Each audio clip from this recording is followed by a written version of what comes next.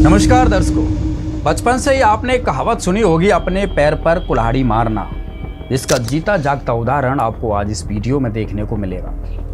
मामला है उत्तराखंड हल्द्वानी का, जहां संत रामपाल जी महाराज के नाम दीक्षा केंद्र के बाहर कुछ अवांछित तत्वों द्वारा सड़क पर नारेबाजी की गई, गाली गलौज किया गया, धमकियां दी गई और पवित्र ग्रंथों को जलाया गया। इनका आरोप था कि संत रामपाल जी महाराज का ज्ञान सनातन धर्म के विरुद्ध है। इनकी किताबों में गंदी गंदी बातें लिखी हैं।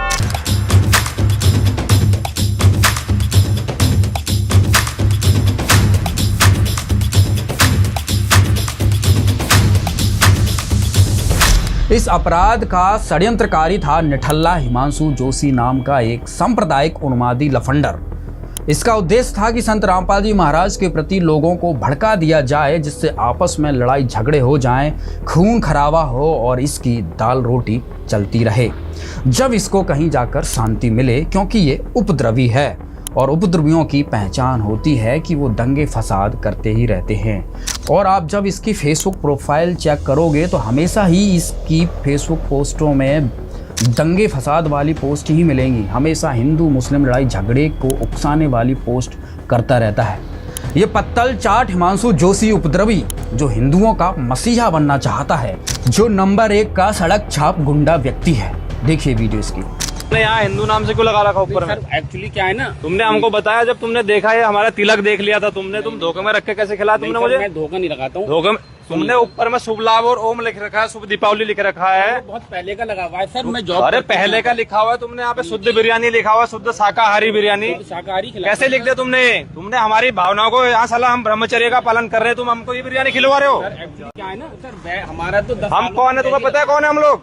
कहाँ से हम लोग? कोई बात नहीं, तो मैं तुम्हारे हाथ की बिरयानी खाएंगे हम, चाहते थे या तो वहाँ पे नाम लिख के खिलवाते तो पता लग जाएगा क्या है करके। ये राष्ट्रीय सेवा संघ RSS से हम लोग कैसे खिलाते तुमने यहाँ पे जब देख के भी? सर मैं वेज ही हूँ। तुमने अपना नाम बताना चाहिए था ना हमको। तुम वेज हो चाहे कुछ भी हो, हमें खिलाओगे क्या? ब्राह्मण आदमी को खिलाओगे तुम? पूछ लेते सर आप। अरे हम क्या पूछते? तुम्हारा ऊपर जब देख लिया हमने, वहाँ पे तुमने अपना नाम क्यों नहीं लिखा हुआ है? आप पूछ लेते तो मैं आपको क्या पूछता मैं तुमसे? तुम हिंदू हो मुस्लिम हो, तुमसे पूछता मैं यहाँ पे? सर मैं वेज ही तुम यहाँ पे ऐसे नाम से चला रहे हो, बताओ। शुभ दीपावली तुमने लिखा हुआ है यहाँ पे, तुम शुभ दीपावली ओम लगा के चल रहे हो, नींबू मिर्ची टांग के। इसकी भरपाई किसी कीमत पे नहीं हो पाएगी, मैं बता रहा हूँ। जो तुमने कर दिया हमारा धर्म भ्रष्ट ना। सर आप इंक्वायरी कर हम लोग, लीजिएगा। अरे इंक्वायरी क्या करना है? तुम्हारे हाथ का थोड़ी खाएंगे यार। तुम कितना ही शुद्ध खिला दोगे, तुम्हारे हाथ का थोड़ी ना खाऊंगा। अरे उनको पता ही नहीं है। वेज ही है मेरा सर। अरे वेज से मतलब थोड़ी है, तुम्हारे हाथ का थोड़ी खाएंगे। तुम फल भी खिलाओगे हम, तो वो भी तुम्हारे हाथ का पानी ना पिए हम। तो सर कोई बात कैसे नहीं, खिलाओगे आप तुम मेरा हमको? नाम पूछ लेते सर, गलती होगी मेरी। अरे नाम क्या पूछेंगे? नाम ठेले पे लिखोगे ना अपना। योगी जी ने जब कह रखा है तुम्हें यहाँ पे लिखोगे इस रूल के तहत।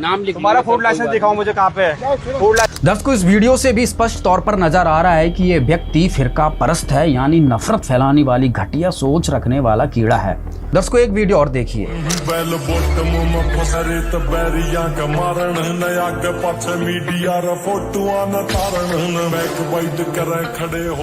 ये है हिमांशु जोशी के गुरु स्वामी दर्शन भारती, जो सिगरेट पी रहे हैं।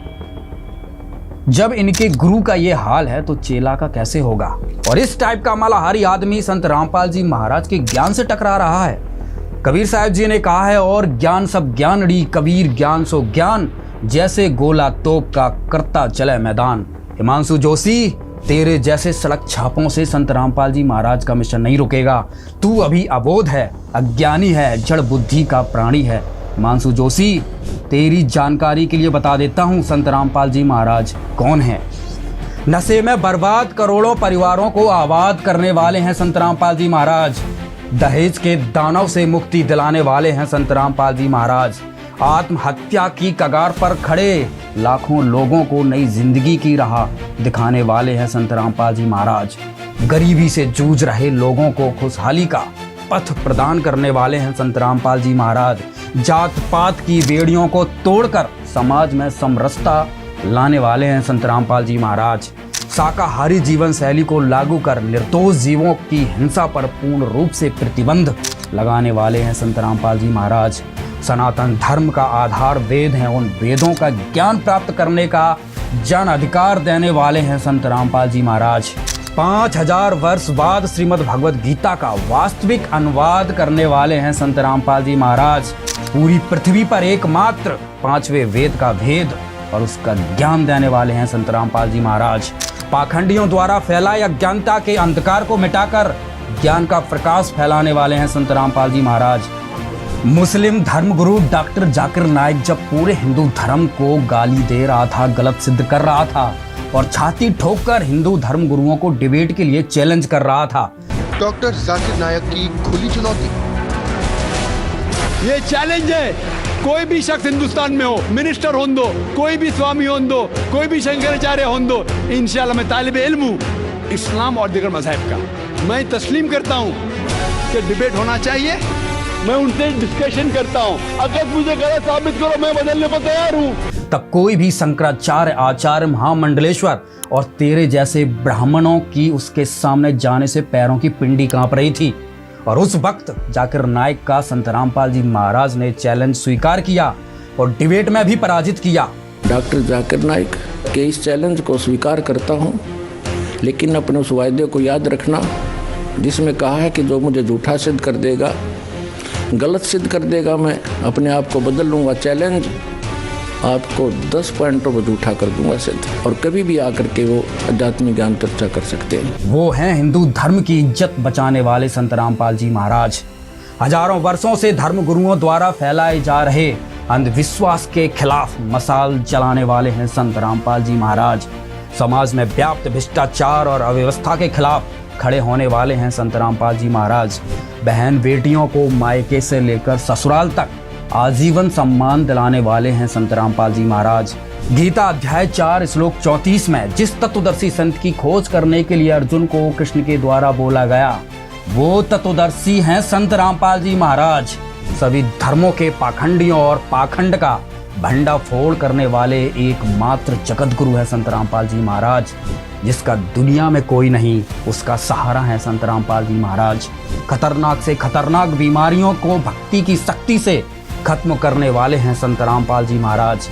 गीता अध्याय 18 में बताए गए सनातन परम धाम में स्थायी निवास अर्थात मोक्ष दिलाने वाले हैं संत रामपाल जी महाराज।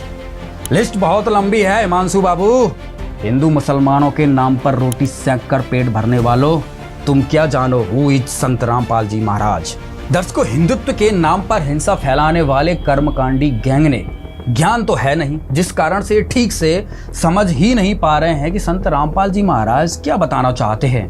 और ये संत रामपाल जी महाराज का ज्ञान सुनना और समझना भी नहीं चाहते हैं, क्योंकि इनको ये डर सताने लगा है कि इनकी पेट पूजा और बटुआ पूजा बंद हो रही है।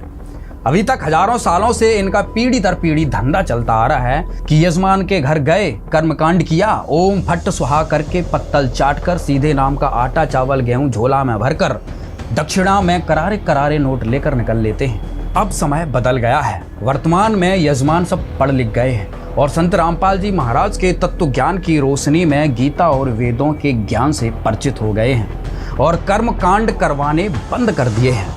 इस वजह से इनको अब अपना भविष्य चौपट नजर आ रहा है। इसलिए संत रामपाल जी महाराज के ज्ञान का विरोध करते रहते हैं, जबकि संत रामपाल जी महाराज का ज्ञान सर्व शास्त्रों से प्रमाणित है और ये शास्त्रों से मिलाते नहीं, फिर अपने ही ढोल की पोल खुलवाते हैं। अब देखिए इस मूर्ख अल्प बुद्धि का प्राणी अल्पज्ञानी पत्तल चाट सांप्रदायिक उन्मादी फिरका परस्त हिमांशु जोशी का ये वीडियो। गिरोह जो है, जो रामपाल के नाम से गिरोह चल रहा है, तो वो बहुत खतरनाक गिरोह है। मैं आप सभी को बताऊं वो खतरनाक क्यों है, मैं आप सभी को लगातार बता रहा हूँ। एक उसकी ये किताब है, देखिए मैं आपको बैक कैमरे से इसको दिखाता हूँ। अगर आप सनातनी हैं, आप हिंदू हैं, तो आपको पता होगा कि हमारा जो सनातन, अभी मैं आपको एक लाइन पढ़ाऊंगा जो इस गिरोह का पर्दाफाश करने के लिए काफी है और आपके सोचने के लिए काफी है। आप अगर पढ़ सकते हैं, इस किताब के पेज नंबर 30 में आप देखिए कि क्या लिखा हुआ है, ये आप पढ़ सकते हैं। देखिए क्या लिखा हुआ है। ये ऐसे शब्द हैं कि मैं पढ़ नहीं सकता, मैं तो चाहता था कि मैं दिखाऊं भी नहीं आप सभी को। अगर ऐसे शब्द अगर हमारे ग्रंथों में लिखे हुए हैं, जिस तरीके से ये बोलते हैं कि ये वेदों से लिए हुए हैं और हमारे ग्रंथों से लिए हुए, जब तुम लोग हमारे ग्रंथों को नहीं मानते, हमारे सनातन धर्म को नहीं मानते, तो तुम्हारे द्वारा दिए हुए फर्जी प्रमाण, फर्जी बातें और ऐसी गालियां हम कैसे स्वीकार कर सकते हैं। कौन सा हिंदू है जो ऐसे शब्द अपने देवी देवताओं के, अपने भगवानों के बारे में स्वीकार कर सकता है? इसी प्रकरण पर हिमांशु जोशी के समर्थन में एक वीडियो और बनाया गया है, ये भी देखिए, जिसके बाद फिर इसकी तसल्ली से अज्ञान की मोटी चमड़ी उधेड़ी जाएगी। अब ये देखिए ज्ञान गंगा लिखा है, ठीक है। ये पुस्तकों में क्या ज्ञान लिखा है देखिए आप, ठीक है ना। यहां पर भी यही बातें लिखी हुई है, ठीक है। देखिए, तब गायत्री ने कहा कि आप मेरे साथ करोगे तो मैं आपकी झूठी साक्षी गवाही भरूंगी। तब वर्मा ने सोचा कि पिता के दर्शन नहीं हुए, वैसे ही होगा, कोई चारा नहीं है। गायत्री से प्रतिक्रिया देखिए यहां पे ब्रैकेट में की, आगे देखिए। तब गायत्री ने कहा कि क्यों न एक गवाह और तैयार किया जाए। देखिए, एक गवाह तो गायत्री को किया, क्या क्या क्रिया करके, इतनी गलत बातें लिखा है इसने, ठीक है। वर्मा ने कहा बहुत ही अच्छा। तब गायत्री ने शब्द शक्ति से एक लड़की पूर्ववती नाम की पैदा की तथा उसने दोनों ने कहा कि आप गवाही देना कि वर्मा ने पिता के दर्शन किया। तब पूर्ववती ने कहा कि मैं क्यों झूठी गवाही दूं। हाँ, यदि वर्मा मेरे साथ रति क्रिया, यहां ब्रैकेट में देखिए, करे तो गवाही दे सकती हूं। देख लीजिए कितनी गंदी बात लिखा है, देख लीजिए आप, ठीक है ना। दे सकती हूँ। गायत्री ने वर्मा को समझाया, उकसाया और कोई चारा नहीं है। तब वर्मा ने पूर्ववती से देखिए किया तो तीनों मिलकर आदि माया के पास आए। दोनों देवियों ने उपरोक्त शर्त इसलिए रखी थी, वर्मा माता के सामने हमारी झूठी गवाही को बता देगा तो माता हमें साफ दे देगी, इसलिए उसे भी दोषी बना दिया। देख लीजिए कितनी कितनी गंदी बातें लिखी है, ठीक है। दुर्गा माता से वर्मा को उत्पन्न बता रहे हैं, फिर गायत्री माता उनसे उत्पन्न बता रहे हैं, ठीक है। और भाई बहन होते हैं ना, कितनी गंदी गंदी बातें, ये मनगढ़ंत लिखा, कहीं पर भी ये सब बातें लिखी नहीं है, ठीक है। बाद में एक पुत्री उत्पन्न करते हैं, उसके साथ भी वही क्रियाएं, देख लीजिए इतनी गंदी बातें लिखी है इसने, ठीक है। आगे और देखिए यहाँ पे, इस काल भ्रम के लोक में यह बुराई प्रारंभ से ही तथा यहाँ के लोक में देवता भी बुराई से अछूते नहीं है। जैसे अब यहाँ देखिए, जैसे श्री विष्णु जी ने जालंधर राक्षस की पतिव्रता पत्नी तुलसी के साथ धोखा करके उसके साथ रति क्रिया, और यहाँ देखिए ब्रैकेट में क्या लिखा है, करके उसका पतिव्रता भंग किया। ये इतनी गंदी गंदी बातें लिखा है, देख लीजिए। हम तुलसी माता के घर में कैसे पूजा करते हैं, तुलसी विवाह करते हैं, ठीक है। और ये इतनी गंदी बातें लिखा है इन पुस्तकों में। दर्शकों, पवित्र पुस्तक ज्ञान गंगा में जो प्रकरण आपने पढ़ा और वीडियो में देखा, इसमें इस कर्मकांडी गैंग ने 4 बिंदुओं पर आपत्ति जताई और अपनी औकात दिखाकर उत्तराखंड के हल्द्वानी में संत रामपाल जी महाराज के नाम दीक्षा केंद्र के बाहर जाकर ताली पीट कर मुजरा किया। तो हिमांशु जोशी जी, ज्ञान गंगा पढ़कर इतना उछल कूद करने की कहाँ जरूरत थी? आपके घर पर तो सारे ग्रंथ होंगे ही, क्योंकि आप तो हिंदू धर्म के ठेकेदार हैं, इनको ही पढ़ लेते, लेकिन आपने वो पढ़ा नहीं। चलो, उसमें आपकी भी कोई गलती नहीं, क्योंकि कर्मकांडी गैंग के वंशज हैं जो आप। सदग्रंथों का ज्ञान तो आपके पूर्वजों को भी नहीं था। चलो कोई बात नहीं, अब हम आपको यहीं पढ़ कर दिखा देते हैं जोशी जी, जिससे तुम्हारा ये महिमा पाने का जोश थोड़ा ठंडा हो जाएगा। दर्शकों, इन्होंने संत रामपाल जी महाराज की ज्ञान गंगा से 4 सवाल उठाए। गायत्री के साथ ब्रह्मा जी ने संभोग किया, पुहुपवती के साथ भी ब्रह्मा जी ने संभोग किया, ब्रह्मा जी को संभोग करके बताया है, और विष्णु जी ने तुलसी के साथ संभोग किया, शिव जी ने मोहिनी रूप देखकर वीरपात कर दिया। दर्शकों, ये लोग इन 4-5 बातों को लेकर बवंडर उठा रहे हैं। जो पवित्र ग्रंथ ज्ञान गंगा में संपूर्ण सृष्टि रचना के विवरण में ब्रह्मा का अपने पिता काल ब्रह्म की प्राप्ति के लिए प्रयास नामक प्रकरण में ये कथा संत रामपाल जी महाराज द्वारा बताई गई है, जो 100% सत्य है। लेकिन इसका जवाब भी हम आपको जरूर देंगे, इसके साक्ष्य देंगे। दर्शकों, इसमें जो प्रमाण दिया गया है, जिस गायत्री और पुहुपति का वर्णन है, ये प्रकरण कबीर सागर से लिया गया है। तो पहली बात तो यह है कि ब्रह्मा जी ने जिस गायत्री के साथ संभोग किया, वो ये गायत्री नहीं है जिसके ऊपर ये मूर्ख लोग ऑब्जेक्शन कर रहे हैं। वो गायत्री अलग है, जिसको हिंदू समाज नाश करता है, जिसको हिंदू समाज मानता है, माता देवी मानता है। यहाँ उसके बारे में नहीं कहा गया है। इससे स्पष्ट है कि ब्रह्मा जी ने जिस गायत्री के साथ संभोग किया, उस गायत्री को तो दुर्गा ने श्राप दे दिया था कि तूने झूठ बोला है, तू मृत्यु लोक में गाय बनेगी, तेरे कई सांड पति होंगे। उस गायत्री की कहानी वहीं समाप्त हुई। दूसरी बात, पुहुपति का जो विवरण है, उसमें पुहुपति को भी झूठ बोलने की सजा मिली। उसी तरह दुर्गा जी ने पुहुपति को श्राप दिया कि तू ऐसी जड़ी बूटी बनेगी जो गंदे स्थान पर जन्म लेगी। वो उस तरह बन गई। इसके साथ पुहुपति की भी कहानी समाप्त हुई। दर्शकों, यह प्रकरण संत रामपाल जी महाराज ने विस्तार पूर्वक ज्ञान गंगा पुस्तक में समझाया है। यदि इन कर्मकांडी गैंग ने ये प्रकरण सही से पढ़ा और समझा होता तो ये बकवाद नहीं करते। संत रामपाल जी महाराज जी ने प्रमाणित किया है कि ब्रह्मा जी ने पिता के दर्शन होने की झूठी गवाही के लिए गायत्री और पुहुपवती को तैयार कर लिया, और गायत्री और पुहुपवती ने ब्रह्मा के साथ संभोग वाली शर्त को पूरा करके जब ब्रह्मा जी, गायत्री और पुहुपवती ने दुर्गा जी के सामने जाकर झूठ बोला, उसके उपरांत दुर्गा जी ने तीनों को श्राप दिया था। गायत्री, पुहुपवती के साथ ब्रह्मा जी को भी श्राप दिया था, जिसका प्रत्यक्ष परिणाम आज संसार के सामने है। देखिए एक झलक।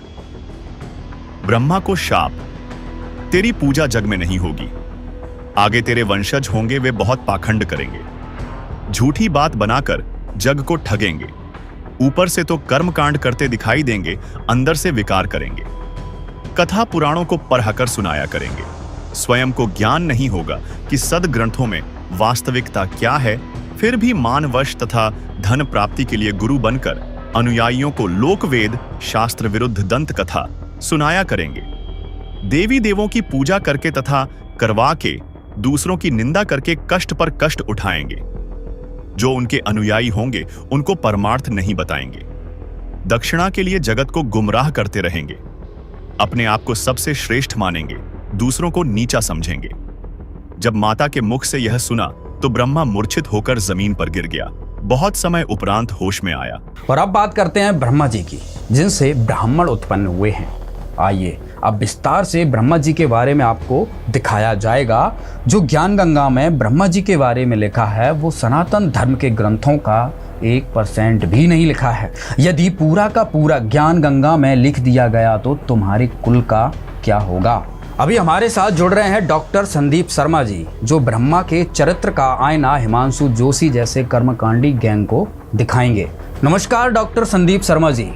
नमस्कार संदीप जी, हमारे दर्शकों को बताइए ब्रह्मा जी के बारे में जो ज्ञान गंगा में लिखा हुआ है कि ब्रह्मा जी ने संभोग गायत्री के साथ किया, पुहुपवती के साथ किया, और भी कई जो प्रकरण हैं ब्रह्मा जी के बारे में बताइए कि ज्ञान गंगा में जो प्रकरण लिखा हुआ है वो कितना सत्य है। क्या ब्रह्मा जी ब्रह्मचारी हैं? क्या ब्रह्मा जी ने कभी संभोग क्रियाएं नहीं की हैं जिससे इन हिमांशु जोशी जैसे कर्मकांडी गैंग को दिक्कत हो रही है? जी संदीप जी। हाँ, तो मैं सबसे पहले आपको ये बताना चाहता हूँ कि जितने भी जो है ना ये हिमांशु जोशी जी जो बातें कर रहे हैं, अनर्गल अनाप शनाप बातें कर रहे हैं अपने ज्ञान के अज्ञान के कारण, इनको ज्ञान तो है नहीं किसी चीज़ का, न इन्होंने कभी कोई शास्त्र पढ़े हैं। ये अपनी तरफ से खुद ही मतलब ये बैठे हैं करके कि मैं जो है ना सनातन धर्म का सबसे बड़ा शायद ये ठेकेदार अपने आप को मानता है, जबकि इसको सनातन धर्म का भी ABC भी नहीं पता कि सनातन धर्म है क्या, जिसके पीछे भागम भाग हो रखा है। इसने सिर्फ 4 आदमी इकट्ठे करके कोई जुड़ गया है किसी संस्था से, और जो है 4 आदमी वो खड़े करके, और ये अपने आप को थोड़ा सा ये दिखाना चाहता है कि मैं सनातन का सबसे बड़ा हितकारी हूँ, जिससे ये इसकी अपनी TRP बढ़े, 10 लोग इसको जाने, ये अपने आप को फेमस करने के लिए ऐसा कर रहा है। अगर ये सही में सनातन धर्म के बारे में इतना ज़्यादा चिंतित है तो इसकी और जितने भी इसके साथी लोग हैं जो इस तरीके के काम करते हैं और भी जो कर रहे हैं भारतवर्ष में या कहीं और भी, संत रामपाल जी महाराज जी की इन बुकों को लेकर के इन्होंने कि इसमें गलत बातें लिखी हैं संत रामपाल जी महाराज जी ने अपने देवी देवताओं के बारे में। तो सबसे पहले मैं आपको ये बता देना चाहता हूँ कि संत रामपाल जी महाराज जी ने अपनी तरफ से एक भी बात इसमें कोई भी गलत नहीं कही है किसी देवी देवताओं के बारे में। वो इनकी इज्जत करते हैं, वो इनको बल्कि इनकी बहुत ज़्यादा इज्जत करते हैं अपने अनुयायियों को। यहाँ तक कि मैं बता देता हूँ कि सबसे पहले वो इन्हीं देवी देवताओं के जो है ना नाम मंत्र देते हैं। कहते हैं कि तीनों देवा कमल दल बसे ब्रह्मा विष्णु महेश, प्रथम इनकी वंदना फिर सुन सतगुरु उपदेश। सबसे पहले इन्होंने बताया कि पहले इन्हीं देवी देवताओं की आपने वंदना करनी है, इनको वंदना करनी है इनकी, और उसके बाद आपने सतगुरु का उपदेश सुनना है जो इससे आगे का मार्ग है, जो हमारे वेदों में भी और गीता में भी लिखा हुआ है और सदग्रंथों में लिखा हुआ है। तो जो भी ये बातें ये उठा रहे हैं कि इन्होंने जैसे उठाया है कि प्रकरण उठाया है कि गीता तेरा ज्ञान अमृत में, ज्ञान गंगा में इन्होंने एक प्रकरण उठा रखा है जो कि कबीर सागर से लिया गया है। कबीर सागर सूक्ष्म वेद भी कहलाता है। कबीर सागर से एक प्रकरण उठा रखा है। उसके अनुराग सागर में जो सृष्टि रचना का एक प्रकरण है, जो कि हमारी सृष्टि रचना हुई कहाँ से स्टार्ट हुई है। अब देखिए ये जो अपने प्रकरण उठाते हैं जितने भी हमारे धर्म ग्रंथों में है, वो जैसे शिव महापुराण के अंदर है, तो उससे पहले का जो प्रकरण है वो सूक्ष्म वेद में है। तो उस प्रकरण में ये सारी चीज़ें लिखी हुई हैं। संत रामपाल जी महाराज जी ने, ये मैं दिखाना चाहता हूँ आप लोगों को कि ये कबीर सागर एक जो है ना ग्रंथ है, इसके अंदर से इसका एक वो है अनुराग सागर। अनुराग सागर के अंदर ये प्रकरण है जो ये गायत्री का और ब्रह्मा जी, जैसे कि सागर मंथन के बाद चारों वेद निकले, वेद पढ़े ब्रह्मा ने वेद पढ़ने के बाद जो है ना पता चला कि वो परमात्मा कोई और है। दुर्गा ने पहले अपने आप को ही परमात्मा बताया था कि भाई मैं ही हूँ जो भी हूँ। तो जब ब्रह्मा जी ने वेद पढ़े तो उसको पता चला कि भगवान कोई और है, तो वो उसको खोजने के लिए निकल गया। तो काफ़ी दिनों के बाद जब नहीं आया, सृष्टि की रचना में बाधा आई, तो दुर्गा ने एक गायत्री नाम की लड़की को पैदा किया, मतलब जो है ना शब्द शक्ति से उत्पन्न किया उसको, और ब्रह्मा को बुलाने के लिए भेजा कि तुम ब्रह्मा को बुला के ले आओ। तो ब्रह्मा ने के पास जब वो गई तो उसने ब्रह्मा ने जो है ना कहा कि भाई वहाँ जाने के बाद कि मैं इसको कैसे जगाऊँ कि भी ये क्रोधित हो जाए। तो उसने ध्यान से माता से बात करी कि इसको मैं कैसे जगाऊँ। तो माता ने उसको बताया ध्यान में कि तुम इसके पैरों को छू दो तो इसकी समाधि भंग हो जाएगी। तो गायत्री ने वैसे ही किया, तो ब्रह्मा की समाधि भंग हुई। तो ब्रह्मा उसको श्राप देने लगा कि भाई मैं तुम्हें को श्राप देता हूँ कि भाई तूने मेरे कौन दुष्टा हो, तुमने मेरे जो है ना ध्यान को भंग कर दिया परमात्मा वाले। तो उसने कहा कि भाई आप बाद में श्राप देना, पहले मेरी बात को ध्यान से सुनो, मुझे माता ने भेजा है तुम्हारे को सृष्टि रचना करने के लिए, उसमें बात आई हुई है, तो आप चलिए और जो है ना सृष्टि रचना का काम शुरू करिए। तो उसने कहा कि भाई मैं गायत्री, मैं जाऊं कैसे वहाँ पे, क्योंकि मैं माता से वचन करके आया हूँ कि भाई मैं जो है पिताजी के दर्शन करके ही वापस आऊँगा, अदरवाइज नहीं आऊँगा, मैं तो नहीं आऊँगा, तो मैं कैसे जाऊँ। तो ये समस्या ब्रह्मा के सामने हुई। तो ब्रह्मा ने कहा अगर तुम माता के सामने मेरी गवाही दे दो कि हाँ मेरे सामने ब्रह्मा को पिता के दर्शन हुए परमात्मा के, तो मैं तेरे साथ चल सकता हूँ, ना तो मैं माँ को क्या मुँह दिखाऊँगा। तो गायत्री ने कहा कि भाई मैं ऐसे तेरी गवाही नहीं दे सकती। तो उसने ब्रह्मा के सामने एक अभद्र सी शर्त रखी जिसके ऊपर ये इतना बवाल मचा रहे हैं, लेकिन उन्होंने रखी है तो रखी है, उसमें क्या है, इसमें जो है ना बवाल मचाने की क्या बात है, भद्रता की क्या बात है। जो रियलिटी है सो है और अपने सदग्रंथों में विद्यमान है। संत रामपाल जी महाराज जी ने तो सिर्फ उनको उठा के दिखाया ही तो है कि यहाँ पे ये लिखा हुआ है और ये घटना सत्य है। तो उसमें संत रामपाल जी महाराज जी का क्या दोष है? तुम कह रहे हो उन्होंने लिख दी। संत रामपाल जी महाराज जी से पहले तो ये इन सदग्रंथों में लिखी हुई है, भाई कबीर सागर में लिखी हुई है ये बात। अगर आपने दोषी ठहराना तो जिसने कबीर सागर जी लिखा है, इसके जैसे ये है खेमराज श्री कृष्ण दास, ये प्रकाशन मुंबई से है जैसे, और इनके जो खेमराज जी हैं ये मुद्रक और प्रकाशक, आप इनको पकड़ो, और वेंकटेश्वर प्रेस है ये।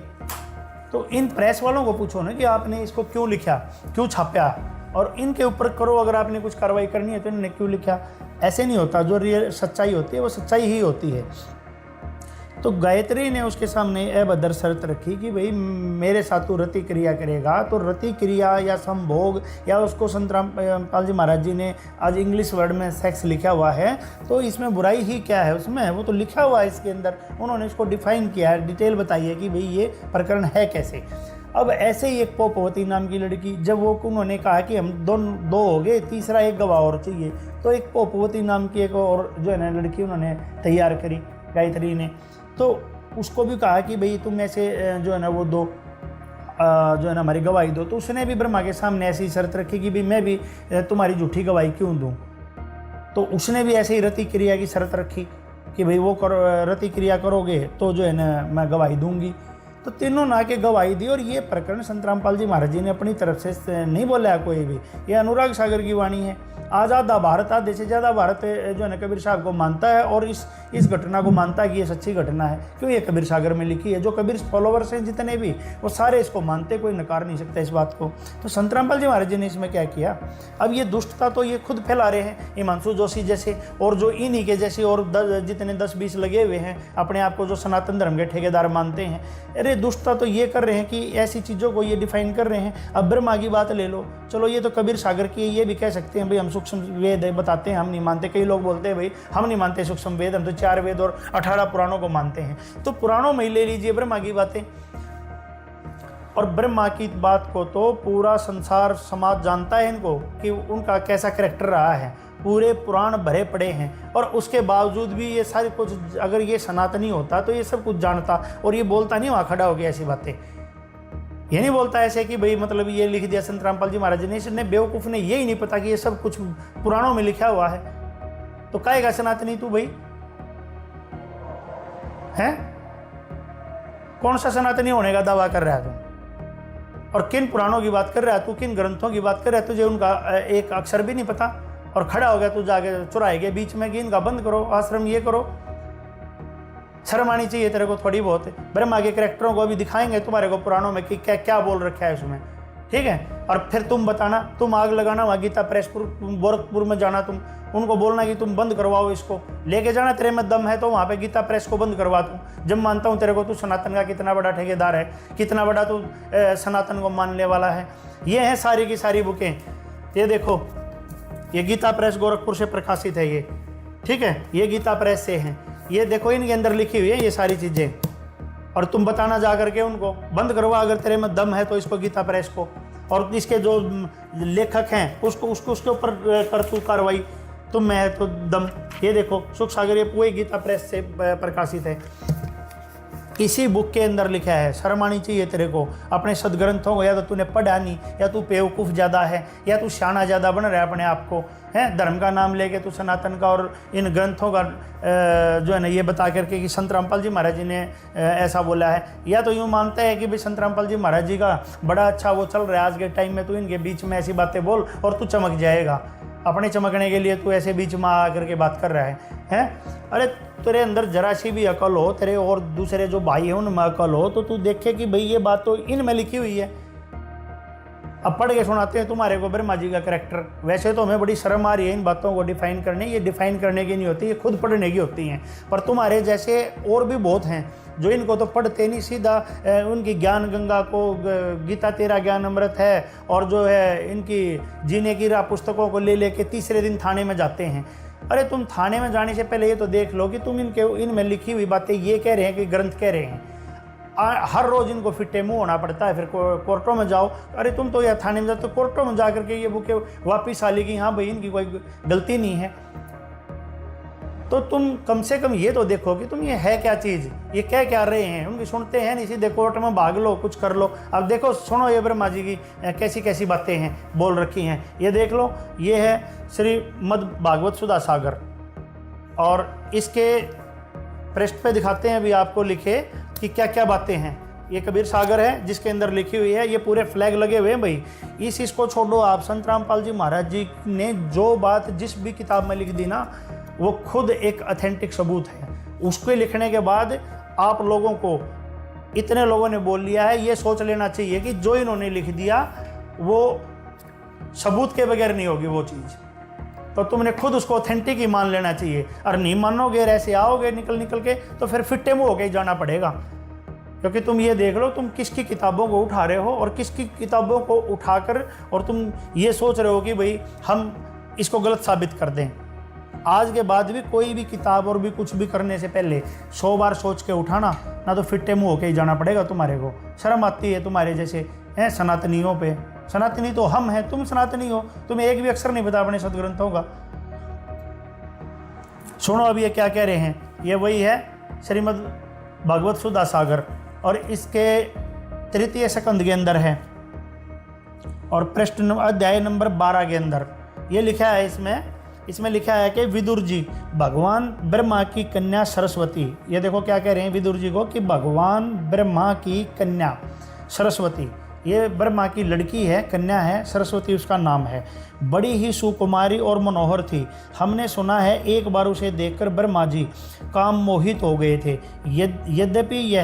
यद्यपि वह स्वयं वासनाहीन थी, वो वासनाहीन थी स्वयं, सरस्वती नहीं चाह रही थी, लेकिन ये ब्रह्मा जी ही जो है ना काम मोहित हो रखे थे।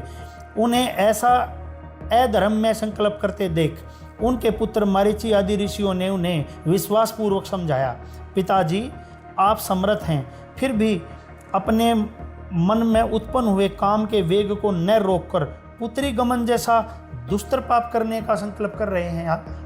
ऐसा तो आपसे पहले किसी भी ब्रह्मा ने नहीं किया और न आगे ही कोई करेगा। जगत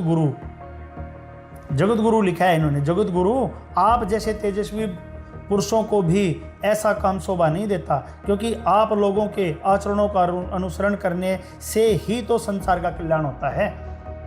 फिर आगे लिखा है इन्होंने 33वें इसके अंदर मंत्र में लिखा है, ये 32वां पढ़ा है आपका 29 से लेकर के, और ये 32 तक अभी पढ़ा है। तो 33वां मंत्र है इसमें, जो इसमें ये मंत्र श्लोक बता रखा है, इसमें कहा कि अपने पुत्र मारीची आदि प्रजापतियों को अपने सामने इस प्रकार कहते देख प्रजापतियों के पति ब्रह्मा जी बड़े लज्जित हुए और उन्हें उस शरीर को उसी समय छोड़ दिया। बताओ, ये तो प्रजापतियों ने और उसके पुत्रों ने उसको जाकर के भरीसभा में ये बोला कि भाई तुम कर क्या रहे हो पिताजी, अपनी ही पुत्री के ऊपर जो है ना आप जो है ना डूब गए। तो बताइए, ये संत रामपाल जी महाराज जी ने कहा है कि सुधा सागर और गीता प्रेस गोरखपुर वालों ने कहा है। तुम्हारे अंदर तो इतनी भी अकल नहीं है, तुम इतनी भी जो है ना समझ नहीं कर सकते कि ये लिखा कहाँ है, ये फ्लैग लग रहे हैं ना। हो तो प्रश्न नंबर दोबारा देख लियो भाई, ये रख दिया। अब और दिखाते हैं आपको, कितने दिखाऊंगा मैं यहाँ पे, मेरे पास तो इतने रखे हैं यहाँ पे कि तुम सुनते सुनते मेरे को भी शर्म इतनी आने लग रही है और तुम भी जो है ना वो मानोगे कि भाई ये क्या चीज़ होगी। अपने कोई भी संत रामपाल जी महाराज जी की चीज़ें उठाने से पहले 100 बार सोचा करो, क्योंकि उनकी कोई भी बात बगैर प्रूफ नहीं होती।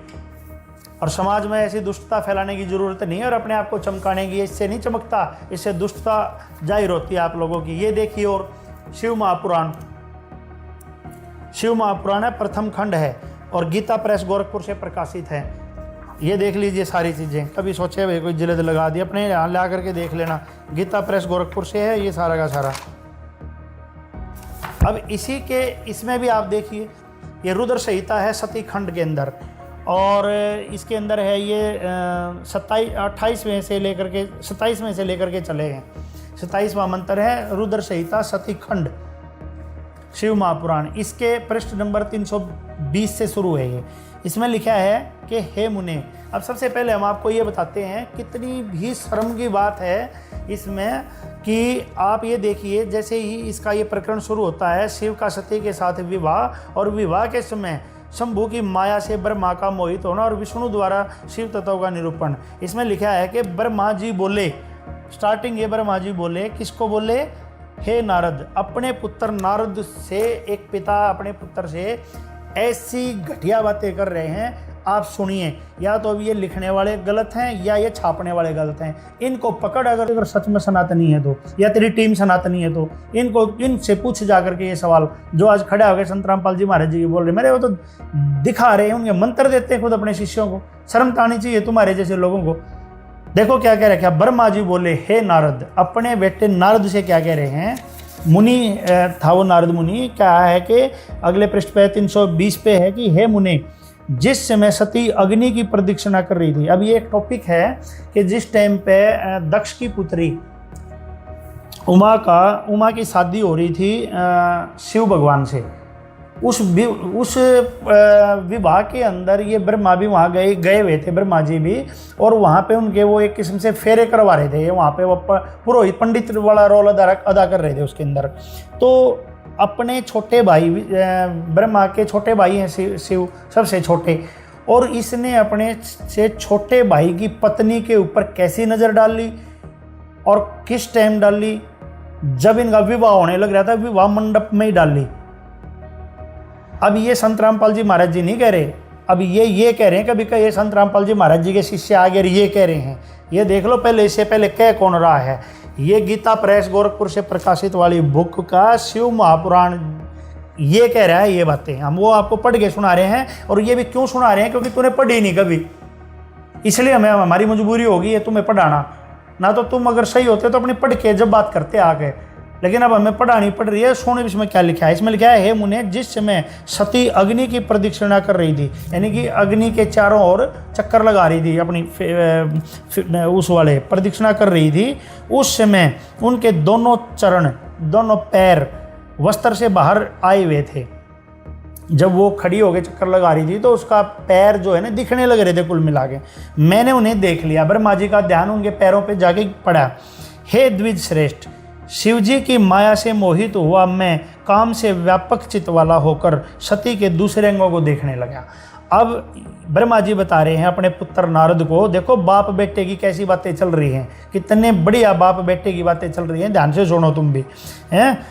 ये कह रहे हैं कि बेटा नारद, हे द्विज श्रेष्ठ, मैं काम से व्यापक चित्त वाला होकर सती के दूसरे अंगों को देखने लगा। मैं जैसे जैसे सती के अंगों को उत्सुकता पूर्वक देख रहा था वैसे वैसे प्रसन्न हो कामार्थ हो रहा था। मेरे को काम वासना ने ज़्यादा, मैं हर्षित हो रहा था, खुश हो रहा था और काम वासना मुझे ज़्यादा सता रही थी। हे मुनि नारद मुनि, इस प्रकार पतिव्रता दक्ष पुत्री को देखकर कामाविष्ट मन वाला मैं उनके मुख को देखने का इच्छुक हो गया। अब मेरे मन में उसके मुंह को देखने की और इच्छा हुई कि मैं उसके मुंह को भी देखूं। पैरों को देख लिया, मुंह को देखने की इसकी इच्छा होगी, किंतु शिवजी के सामने लज्जा के कारण मैं प्रत्यक्ष सती का मुंह नहीं देख सका, क्योंकि वहाँ शिव भगवान भी खड़े थे।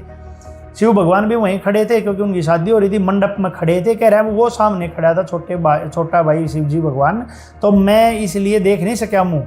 और वे भी लज्जा से युक्त होने के कारण अपना मुंह प्रकट नहीं कर रही थी, वो उसने भी अपना मुंह ढका हुआ था।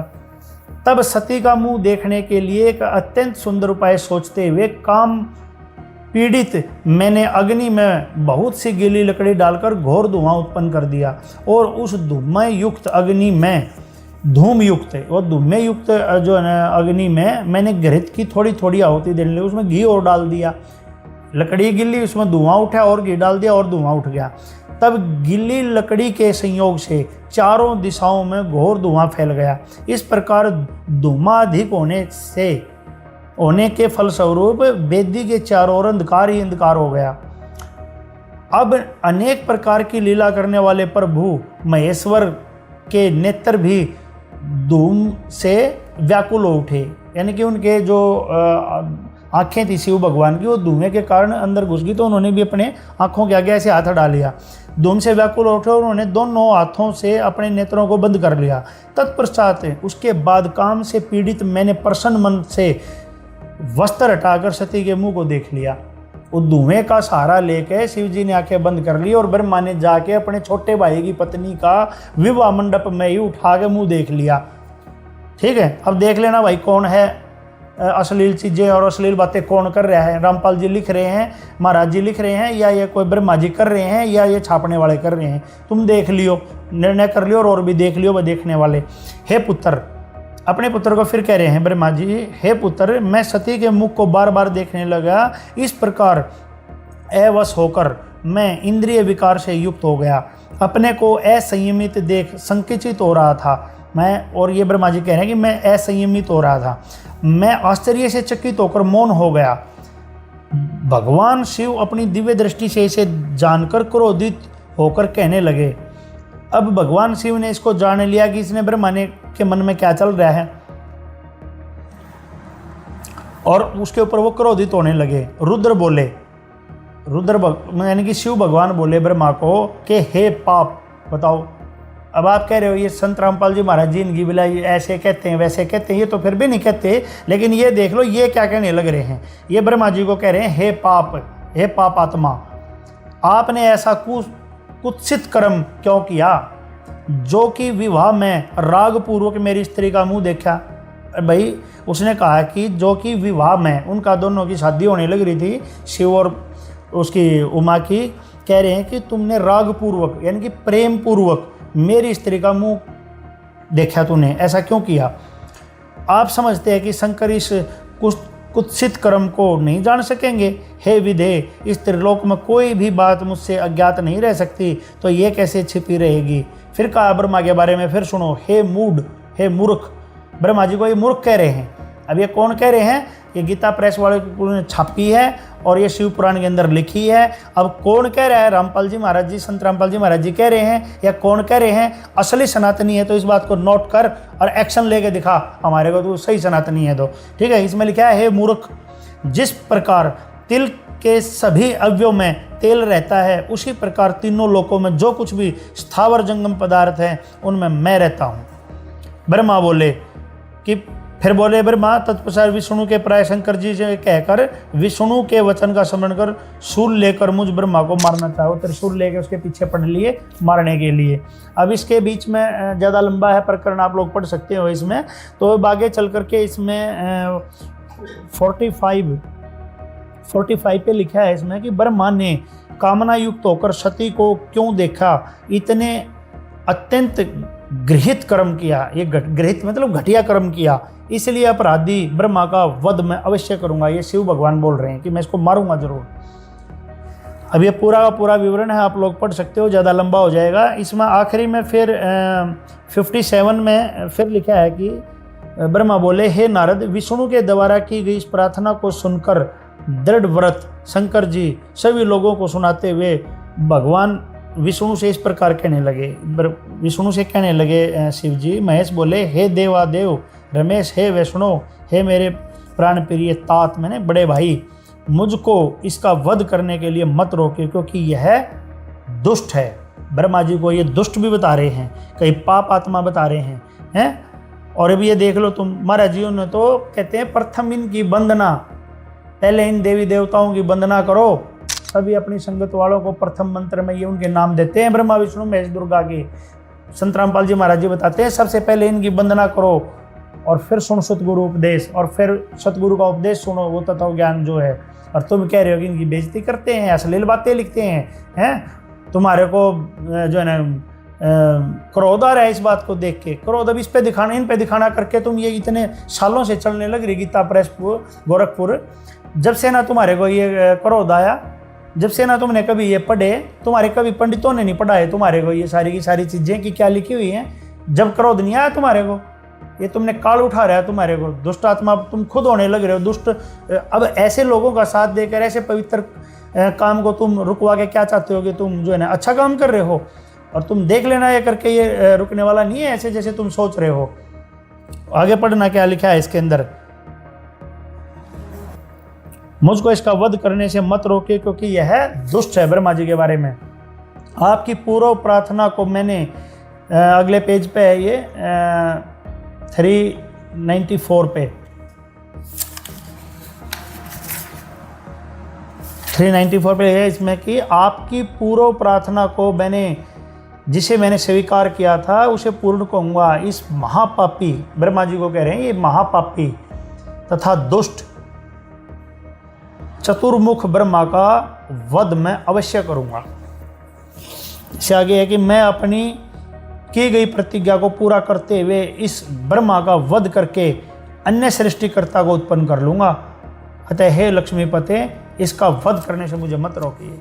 देखो कितने मतलब दुखी हो रहा है, उसकी शादी हो रही है, उसकी शादी में ये बैठा है, बड़ा भाई है उसका है, और धुआं करके वहीं उसके कभी पैरों को देख रहे हैं ब्रह्मा जी, कभी उसके मुंह को जो पल्ला ढक रही है थोड़ी सी शर्म के मारे है, उस कपड़े को उठा के देख रहा है और प्रसन्नचित, और जो है ना इसमें लिखा है कि वो राग से युक्त होकर के जो है ना उसको अपने छोटे भाई की पत्नी को वहीं देख रहा है। तो भाई हम क्या कहें, तुम आप लोग देख लो इनके कर्तव्यों को। और सर्वविदित है ये, तो तुम्हारी तो बुद्धि खराब हो रही है जो तुम बार बार ऐसे प्रकरणों को उठा रहे हो। और ये तो दो दिखा दिए तुम्हारे को, शिव महापुराण दिखा दिया और तुम्हारे को भाई कबीर सागर दिखा दिया, और सब ये श्रीमद् भगवत सुधा सागर दिखा दिया आप लोगों को। इसमें बहुत सारी चीज़ें हैं, अब ये उठा के दिखाऊंगा। ये मत्स्य पुराण के अंदर भी ये चीज़ लिखी हुई है, ये फ्लैग लगे हुए हैं। ब्रह्मा सरस्वती का जो है ना संभोग इसके अंदर भी है, मत्स्य पुराण के अंदर। अब ये देख लो, ये भी वही गीता प्रेस पर। अरे सारे पुराण भरे पड़े हैं और तुम बात कर रहे हो कि भाई तुम्हारा खून खुलता है, खून खुलता है तुम्हारा। तो ये यहाँ पे जाकर खोलो ना खून को, पता चले कितना खुलता है तुम्हारा खून है। ये देख लो, ये भी निशान है इसी पे मत्स्य पुराण के अंदर। स्टार्टिंग में ही है अध्याय नंबर 4 मत्स्य पुराण का, पृष्ठ नंबर 22 पे स्टार्ट होता है। ये मत्स्य पुराण है, ये हिंदी अनुवाद गीता प्रेस गोरखपुर से प्रकाशित है। ये भी ये देख लीजिए। माल की बात कर रहे हो तुम, सारे पुराण दिखाएंगे हम तुम्हें उठा के 18 के 18 है। कुछ तो शर्म कर लो तुम। इस समाज को तुम कहाँ लेके जाना चाह रहे हो।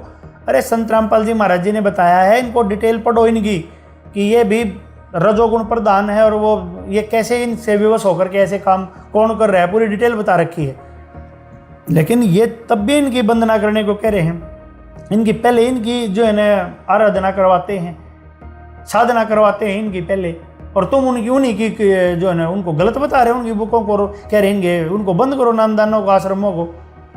थोड़ी शर्म तुम करो, अगर सनातनी हो तो ढंग से पढ़ लो। संत रामपाल जी महाराज जी से और उनके शिष्यों से बढ़कर कोई सनातन धर्म पे आज नहीं चल रहा है। ध्यान से पढ़ लेना, एक एक बात का जवाब दे देंगे आपको। एक एक बात प्रश्न करो, एक एक बात का जवाब मिल जाएगा तुम्हारे को, और सनातनी कौन है इस चीज़ का कंप्लीट पता चल जाएगा। सनातनी कभी उग्रवादी की तरीके से ऐसे लड़ाई झगड़े नहीं करते। ज्ञान है तो ज्ञान का जवाब ज्ञान से देके दिखाओ, तुम्हें पता चले हाँ तुम कितने सनातनी और ज्ञानी हो। देखो इसमें भी क्या लिखा है मत्स्य पुराण में, प्रश्न नंबर 22 पर लिखा है, परंतु वह स्त्री सरस्वती, वह स्त्री सरस्वती, इसको अभी यहाँ पे ये शतरूपा भी कहते हैं इसको, जो कि शतरूपा तो मनु की पुत्र पत्नी थी। वह स्त्री सरस्वती शतरूपा नाम से विख्यात हुई, और वही सावित्री, गायत्री और ब्रह्माणी भी कही जाती है। इस प्रकार ब्रह्मा ने अपने शरीर से उत्पन्न होने वाली, यहाँ सावित्री लिखा है लेकिन ऊपर सरस्वती है, सावित्री तो इनकी पत्नी थी, को अपने पुत्री के रूप में स्वीकार किया। यानी कि उस सरस्वती को इन्होंने अपनी पुत्री के रूप में स्वीकार किया। यहाँ सावित्री लिखा है तो पत्नी थी, परंतु तत्काल ही उस सावित्री को देखकर वे सर्वश्रेष्ठ प्रजापति ब्रह्मा मुग्ध हो उठे और यूं कहने लगे, कैसा मनोहर रूप है, कैसा सौंदर्यशाली रूप है। ब्रह्मा को सावित्री के मुख की ओर अवलोकन करने के अतिरिक्त कुछ अन्य नहीं दिखता था। वे बारंबार यही कह रहे थे कि कैसा अद्भुत रूप है, कैसी अनोखी सुंदरता है। तत्पश्चात वह सावित्री झुककर उन्हें प्रणाम करने लगी। तब ब्रह्मा पुनः उसे देखने लगे। तदंतर सुंदर सावित्री ने अपने पिता ब्रह्मा की प्रदक्षिणा की, उनके चारों ओर घूमने लगी।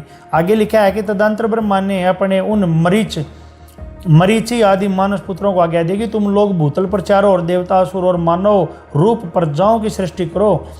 पिता द्वारा इस प्रकार कहे जाने पर उन पुत्रों ने अनेकों प्रकार की प्रजाओं की सृष्टि की। सृष्टि कार्य के लिए अपने उन पुत्रों को चले जाने पर विश्वात्मा ब्रह्मा ने प्रणाम करने के लिए चरणों में पड़ी हुई उस अनिंदिता शतरूपा का पानी ग्रहण किया।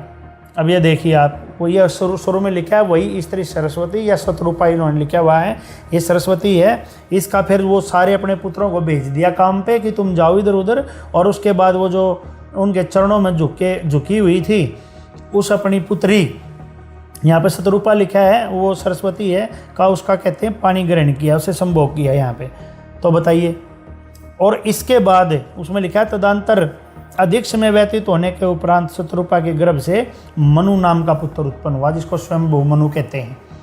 तो बताइए अब आप ये बात, ये अपनी ही पुत्री के साथ ऐसे करने लग रहा है। भाई ये तो ये काम समाज का जीव भी नहीं करता आज के टाइम में है, और ये वो कर रहे। तो हम तुम्हारी मानने की, पुराणों की मानने के, किसकी मानने? क्या तो तुम यूं ही डिफाइन कर दो सनातन है क्या? तुम्हारे को डेफिनेशन नहीं पता सनातन की है? और सारे पुराण रखे हैं, ये कितने पुराणों का सब पे फ्लैग लगे हुए हैं भाई। कोई भी पुराण और कोई भी ग्रंथ उठा करके सामने आकर के बात कर लेना। और सबसे पहले निवेदन है, उठने से पहले अपने इन ग्रंथों को जो संत रामपाल जी महाराज जी ने डिफाइन कर रखा है ना, अपनी खोल के पुस्तकें पढ़ो, थोड़ा सा जोर लगाओ। गली में निकल के हवा में 10 आदमी इकट्ठे करके घूमने को, उपद्रव करने को सनातनी नहीं कहते। सनातनी वो होता है जो सबसे पहले परमात्मा ने जो पूजा स्टार्ट करी थी उसको करता है। ये कौन से सनातनी हो गए तुम? सनातन धर्म वालों को भी जो है ना बदनाम करने लग रहे तुम। जी बहुत बहुत धन्यवाद डॉक्टर संदीप शर्मा जी, जो आपने हमारे दर्शकों को और खासकर इस हिमांशु जोशी को ब्रह्मा जी के चरित्र का आईना आपने दिखाया। और उम्मीद है कि इसका असर हिमांशु जोशी जैसे सनातन प्रेमियों को हो जाना चाहिए, और अभी से इसी वक्त से खाना पीना छोड़कर अनशन पर बैठ जाना चाहिए हिमांशु जोशी जी। और जब तक आपकी क्रांति चलनी चाहिए, जब तक इन पुराणों को भारत में बैन ना कर दिया जाए। इतना अनाप शनाप लिखा हुआ है, इनकी हिम्मत कैसे हो गई पुराणों में लिखने की? और आप हिमांशु जोशी अभी तक शांत बैठे हैं। और दर्शकों, इन कर्मकांडी ब्राह्मणों के लिए भी बड़ी शर्म की बात है, जब ब्रह्मा जी का ही यही हाल है तो इनके वंशज तो और गए गुजरे होंगे। हिमांशु जोशी जी, अब आप ज्ञान गंगा को जलाएंगे या इन पुराणों को? चलो थोड़ा और रुक जाइए, आपको विष्णु जी के संभोग पर भी आपत्ति थी ना, वो भी दिखा देते हैं, फिर एक साथ सारे पुराणों का सुहा करना। देखिए विष्णु जी की ये संभोग लीला। संत रामपाल जी महाराज विश्व को जगाने के लिए निकल पड़े हैं, विश्व को जगा रहे हैं, इन ग्रंथों को सभी को, इन ग्रंथों की सच्चाई को रूबरू करवा रहे हैं। और जो ये कुछ धर्म के ठेकेदार हैं, इन्होंने संत रामपाल जी महाराज जी को जेल में डाल दिया और ये उनके ज्ञान को रोकना चाह रहे हैं, उनके ज्ञान का विरोध करना चाह रहे हैं। सच्चाई ये है कि इनकी दुकानें बंद होगी, हिंदू धर्म खतरे में नहीं है, इनका धंधा खतरे में है। ये संक्षिप्त गीता प्रेस गोरखपुर से देवी भागवत पुराण है, इसके जो है संक्षिप्त देवी भागवत में 9वां स्कंद है, 9वें स्कंद में जो है और 726 पेज पे लिखा हुआ है, जो है तुलसी नाम की एक पतिव्रता स्त्री थी, ठीक है। तो उसका जो पति था वो शंखचूड़ था, वो मर नहीं रहा था। तो विष्णु जी ने क्या किया, उसका रूप बना करके उस तुलसी का पतिव्रता धर्म नष्ट किया, भंग किया, और यानी कि उसके पति का रूप बना करके उसके साथ जो है संभोग किया। और जब उसको पता लगा, तुलसी को पता लगा, तो उन्होंने जो है विष्णु जी को श्राप दे दिया। तो अब ये बताओ, किसी स्त्री को यानी पतिव्रता स्त्री को अगर उसकी मर्जी के विपरीत आप उसके साथ संभोग करोगे तो वो क्या कहलाता है, आप खुद बताओ। मैं कुछ नहीं कहूंगा, आप खुद बताओ, इस नालायक से पूछो, इस अकल के अंधे से, क्या कहलाता है। अगर तुलसी जो थी, अगर उसकी सहमति होती तो एक अलग बात थी, लेकिन इसने जो है, तो इसमें जो लिखा विष्णु जी ने उसके पति का रूप बना करके उसका पतिव्रता धर्म भंग किया। अब कोई इसकी माता बहन के साथ में ऐसा कर दे तो ये क्या कहेगा उसके बारे में? तो इसको जो है इन पुराणों की सच्चाई नहीं दिखती। शीघ्र बताओ, कौन हो तुम? कौन हो तुम? अन्यथा मैं तुम्हें शाप दे दूंगी। नहीं दे।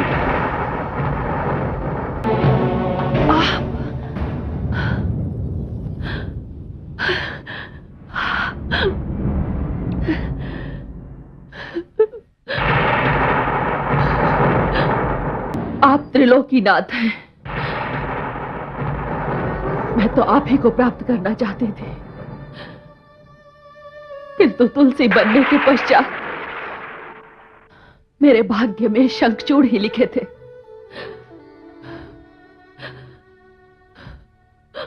मैं प्रथम बार धरती पर नारी बनकर आई, किंतु आपने मुझे धरती की नारी के नियम भी नहीं निभाने दिए।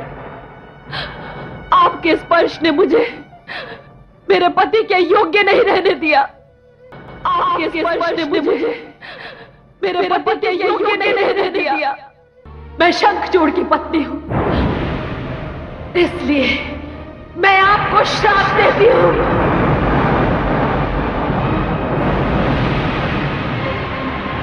कि आप पाषाण बन जाएंगे।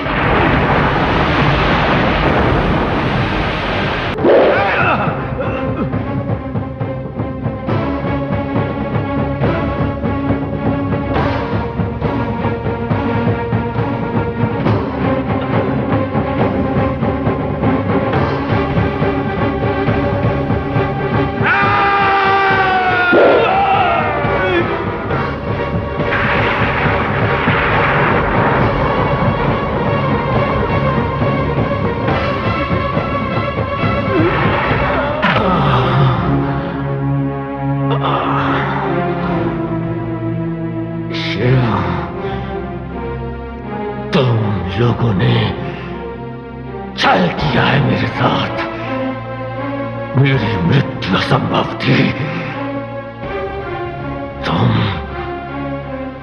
तुम देवताओं में से किसी ने मेरी पत्नी का सतीत्व भंग किया है। तुम देवताओं में से किसी ने मेरी पत्नी का सतीत्व भंग किया है। अन्यथा ऐसी स्थिति उत्पन्न नहीं होती।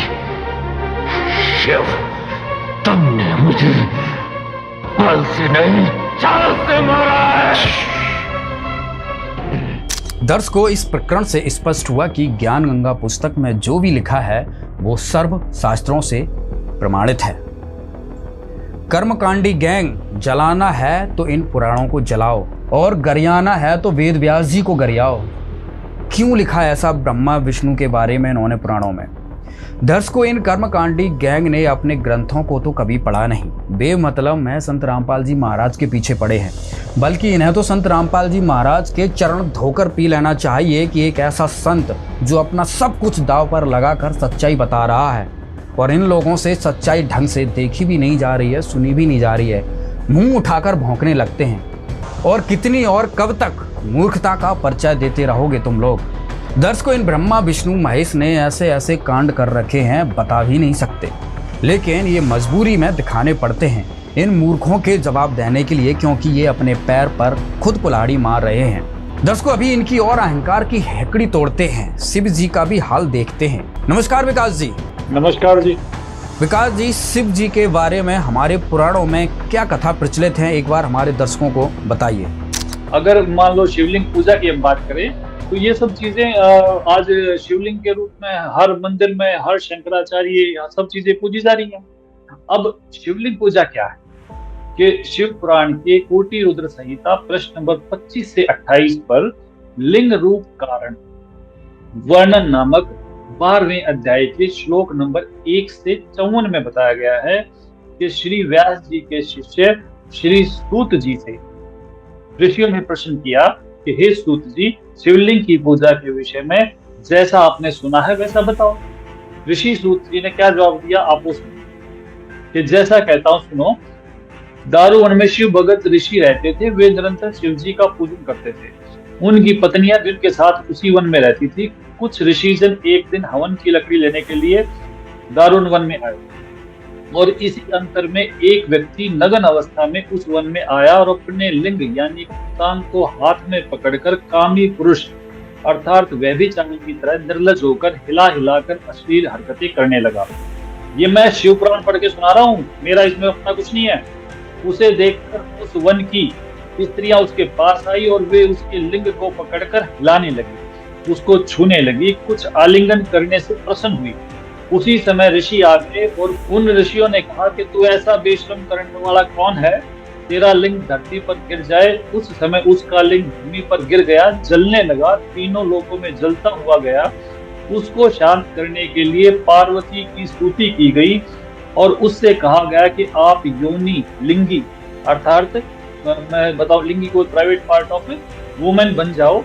पार्वती जी ने योनि को धारण किया और उस जलते हुए लिंग को उस योनि में डाला गया, तब वह शांत हुआ। उसके पश्चात उस शिवलिंग की ऐसी मूर्ति जिसमें स्त्री योनि में लिंग प्रविष्ट हो, पत्थर की बनाकर स्थान स्थान पर कर पूजा शुरू हुई। ये शिव पुराण पढ़ा है मैंने। इसको क्यों बिकने देता है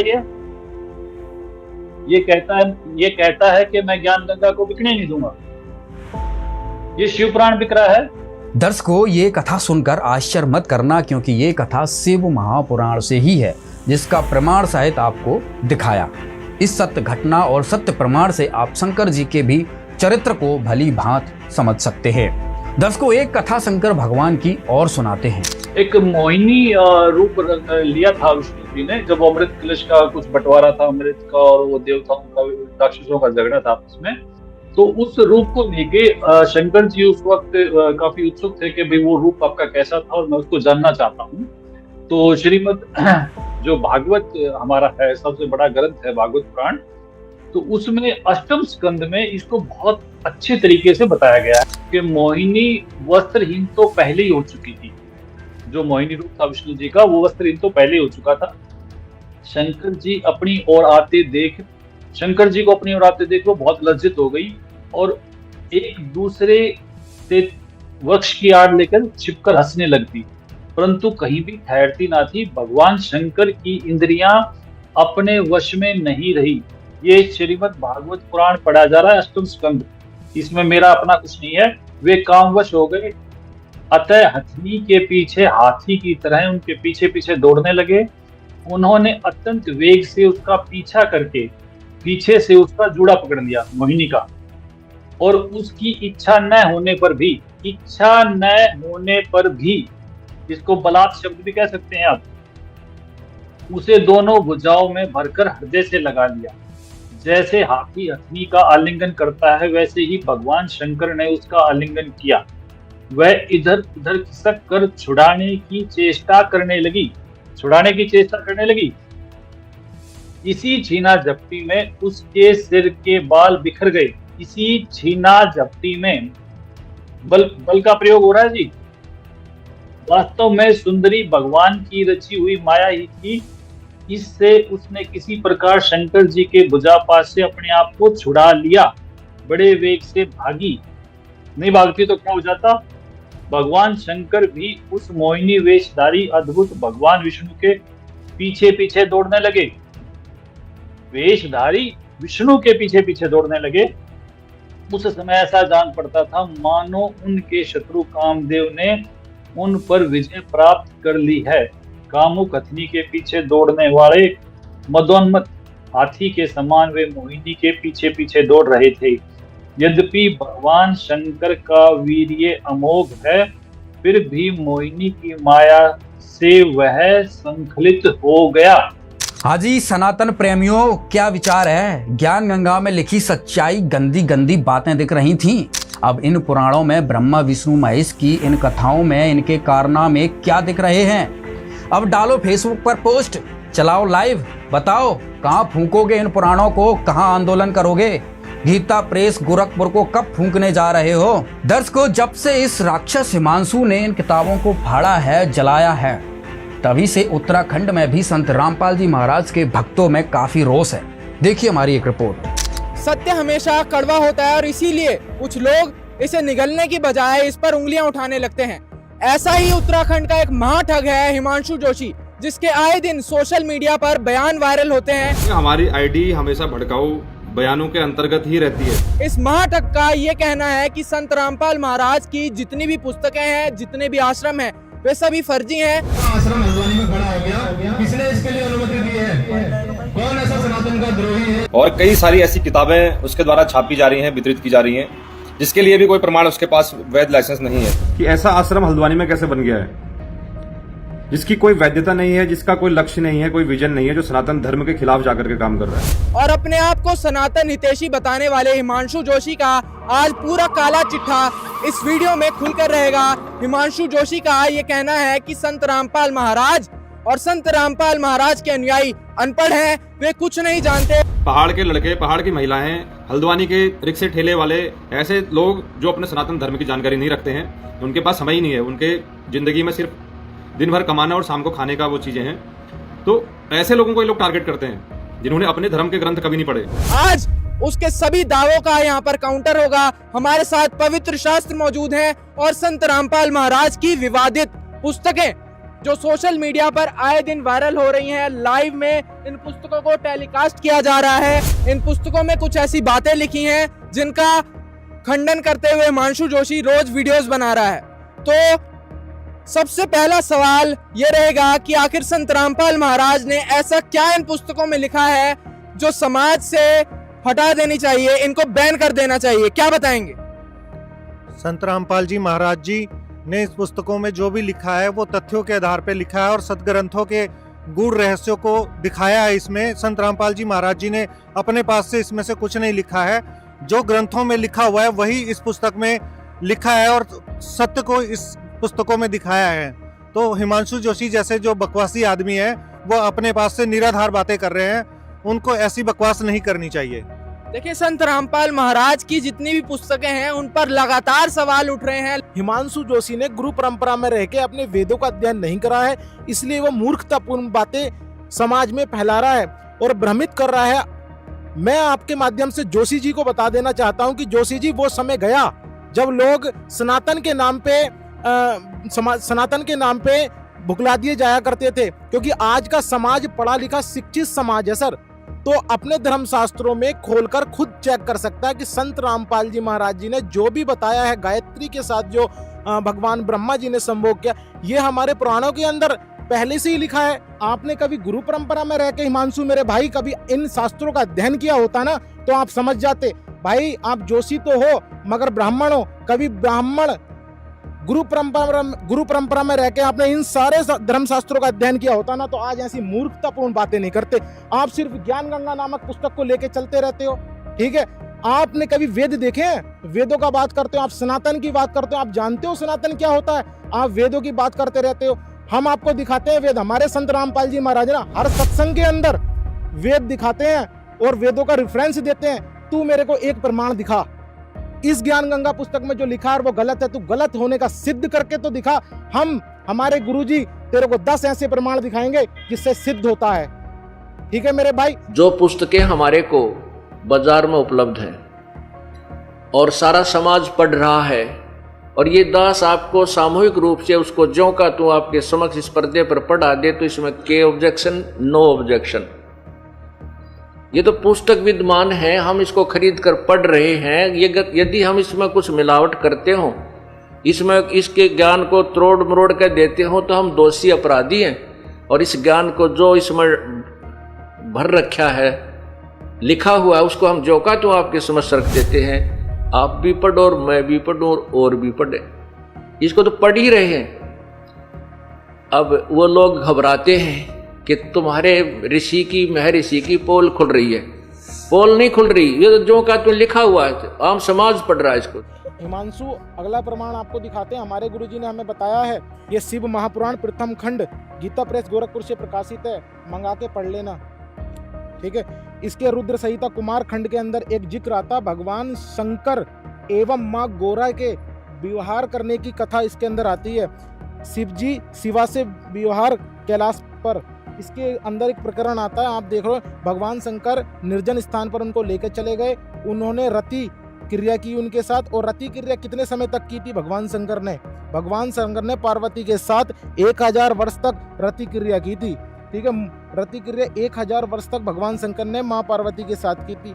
अब इस चीज को ऑलरेडी तो पहले शास्त्रों में लिखा है, हमें दिखाने की जरूरत नहीं थी, क्योंकि आपने बोला इसलिए प्रमाण दिखाया गया है ये, ठीक है। ये तो शास्त्रों में लिखा है। और आप इस पुस्तक को बैन कराने की बात कर रहा ना मेरे भाई, तो पहले इन पुस्तकों को बैन कराओ, क्योंकि ये तो आदि अनादि कालों से चलते आ रहे हैं, ठीक है। इन पुस्तकों को बैन कराओ, फिर ज्ञान गंगा पुस्तक को बैन कराना आप, क्योंकि ये तो पहली धर्मशास्त्रों में लिखा हुआ है। मेरे गुरुजी परम पूज्य संत रामपाल जी महाराज जी ने जो शिव जी की उत्पत्ति की कथा बताई है ना, ये बम्बई का प्रकाशन है। ये मूर्ख प्राणी, आपने इस चीज को पढ़ा होता ना, इसके 2-3 पन्ने पीछे पलट लिए होते, ठीक है।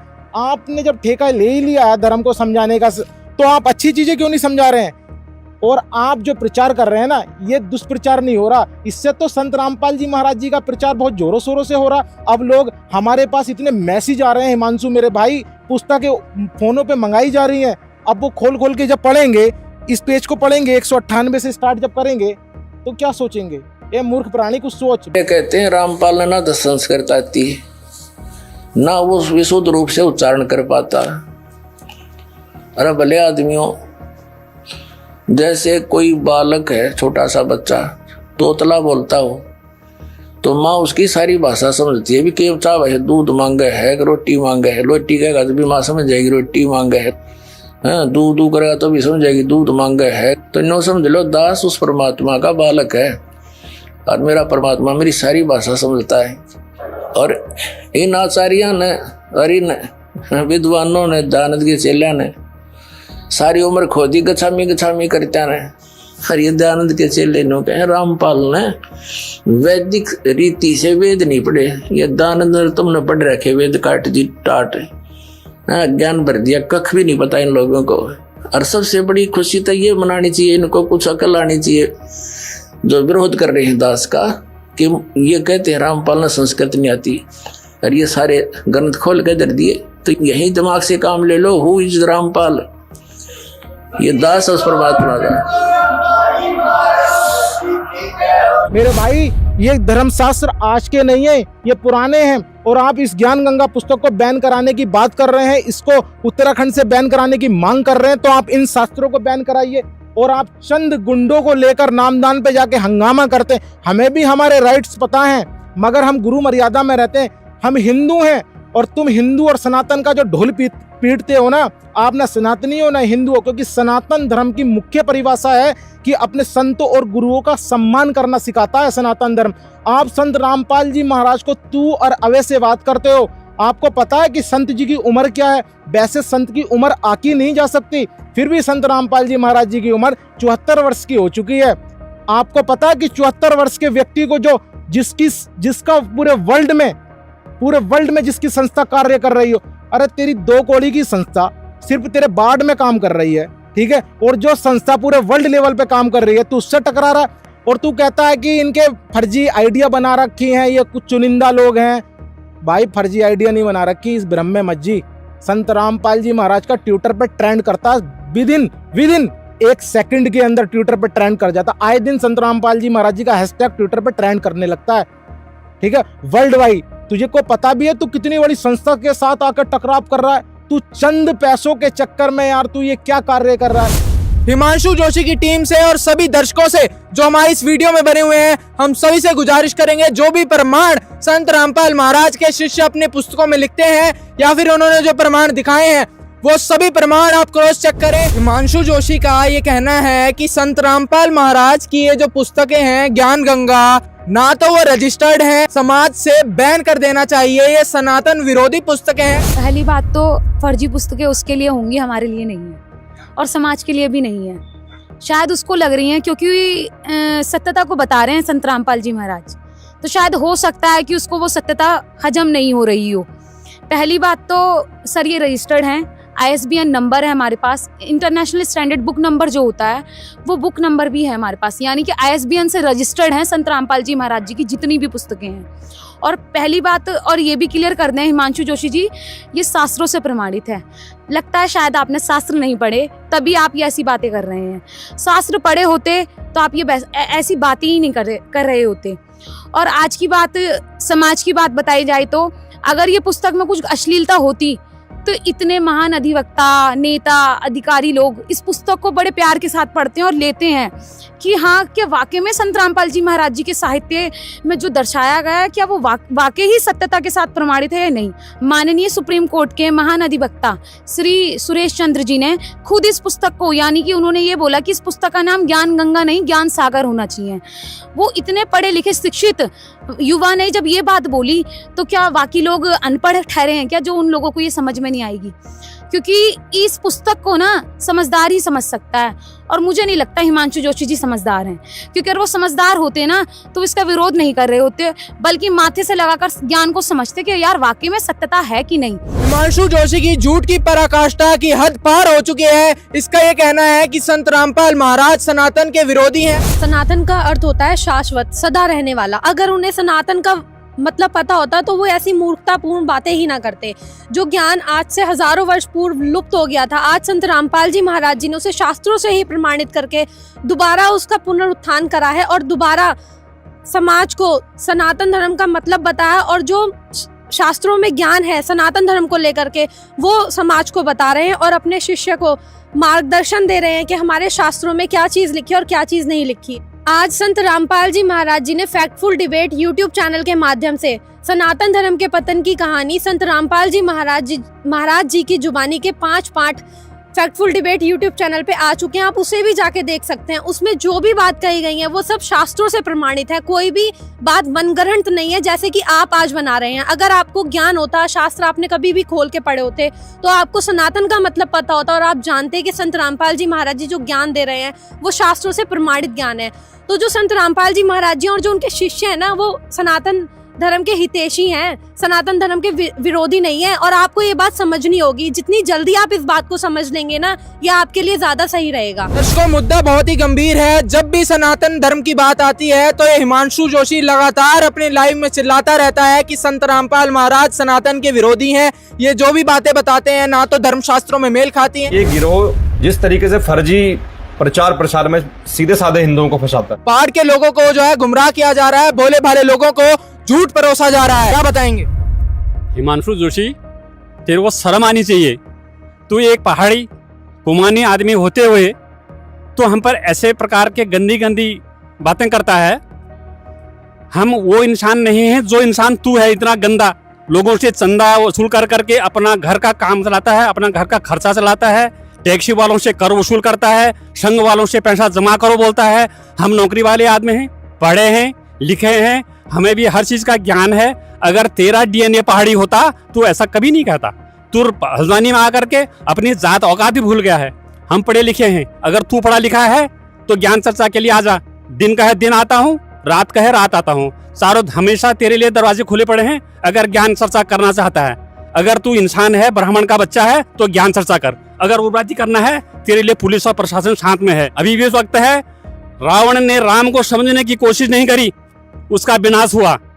और जिसने भी संतों को सताया उसका भी विनाश हुआ। तेरे को तो न अध्यात्म का ज्ञान है, न पुस्तकों का ज्ञान है, न अपने ब्राह्मणपन का ज्ञान है। कहते हैं करनी तज कथनी कही, अज्ञानी दिन रात कुकर जो भौंकत फिरा सुनी सुनाई बात। हिमांशु जोशी जो है लोगों को केवल बरगला रहा है, इसका कोई उद्देश्य नहीं है। यह आरएसएस के नाम से आरएसएस को भी बदनाम कर रहा है। इसका जो उद्देश्य है कि लोगों को गुमराह करके संत रामपाल जी महाराज जी के ऊपर खाली कीचड़ उछालना है। यह केवल अपनी राजनीतिक रोटियां सेक रहा है। यह पहाड़ी के नाम से एक कलंक है और पहाड़ियों को केवल बदनाम कर रहा है। इसको पहाड़ से कोई लेना देना नहीं है, केवल अपनी राजनीतिक रोटियों को सेक रहा है। दर्शकों, ज्ञान का जवाब ज्ञान से ना दे करके बार बार लाइव आकर के फेसबुक पे चिल्लाने से कुछ नहीं होने वाला। हिमांशु जोशी से संत रामपाल महाराज के जितने भी समर्थक हैं उनका ये आग्रह है कि आप आएं और ज्ञान चर्चा करें। सभी धर्म शास्त्रों के सामने बैठ कर के ज्ञान चर्चा करें। जो भी ज्ञान गंगा नामक पुस्तक में जो भी बातें लिखी हुई हैं, जो भी विवाद चल रहा है, तो हिमांशु जोशी से संत रामपाल महाराज के जो समर्थक हैं उनका ये कहना है कि आप आए और धर्म शास्त्रों के साथ आए। ज्ञान चर्चा से निर्णय होगा। अब आप लोग बताइए, आप सनातन के विरोधी हैं या सनातन के हितैषी हैं? क्योंकि लगातार कई महीनों से हिमांशु जोशी का ये कहना है कि आप लोग जो सनातन का विरोध करते हैं, आपका कोई आधार नहीं है, आप बेवकूफ हैं। हिमांशु जोशी, आप बोलने से पहले एक बार सोच लेते कि आप बोल क्या रहे हो। अगर आप सच्चे सनातन हितैषी होते तो ये बात कभी नहीं करते। और संत रामपाल जी महाराज जी ही सच्चे सनातन हितैषी हैं। उन्होंने सनातन धर्म को पुनः उत्थान किया है और आप भोली भाली जनता को गुमराह करके बहुत गलत कर रहे हो। आप सोच लीजिए कि आपका होगा क्या। दास का पीछा थोड़ा सा छूट गया। इन मूर्ख लोग जो हमारे धर्म गुरु होया करते थे, स्वार्थी टट्टू, पहले पूर्वज हमारे कबीर साहब के पीछे लग रहे थे, हमें बहका दिया करते थे। कबीर साहब झूठ बोल रहे हैं, कबीर जी झूठ बोलते हैं, ये झूठा है, ब्रह्मा विष्णु में इसको ऐसे बताता है। अब यही शुरुआत इस दास के साथ हुई थी, लेकिन परमात्मा ने पहले प्रबंध कर रखा था, आपको शिक्षित किया और वो शिक्षा आज काम आ गई। इंस्ट्रूमेंट साथ बनवा दिए दास के साथ साथ। अभी ये 2000 के बाद बने सारा, ताकि आप इन सदग्रंथों को खुद समझो और खुद समझे तो आज मेरे साथ हो गए। संघर्ष छोड़ दिया और ज्ञान का ऊपर संघर्ष खत्म होगा और आज ये विश्व में फैल रहा है, निर्बाध फैलेगा, क्योंकि यह सच्चाई है, भगवान का वचन है, इसको कोई रोक नहीं सकेगा। अगर इसको कोई रोकने का व्यर्थ प्रयत्न करेगा तो वो अंधा गधा होगा। जितने भी शास्त्र लिखे हुए हैं, पुस्तकें लिखी हैं, उनको ध्यान से पढ़ें और सनातन धर्म के साथ में सहभागी बने। यहाँ पर इनका कहना है कि आप भी जो है संत रामपाल महाराज की पुस्तकों को पहले पढ़ें और उसका मिलान करें। इस पवित्र समाज में फुहड़ता ना परोसें। ऐसे न्यूज की भी आपसे गुजारिश है कि बिना प्रमाणों के, बिना तथ्यों को जाने सिर्फ और सिर्फ लाइव टीवी चैनलों पर चिल्लाने से बात नहीं बनेगी। समाज पढ़ा लिखा है, संत रामपाल महाराज के समर्थक पढ़े लिखे हैं, कोई बेवकूफ नहीं है कि उनका सिर्फ और सिर्फ यही कहना है कि आप ज्ञान का उत्तर ज्ञान से दें।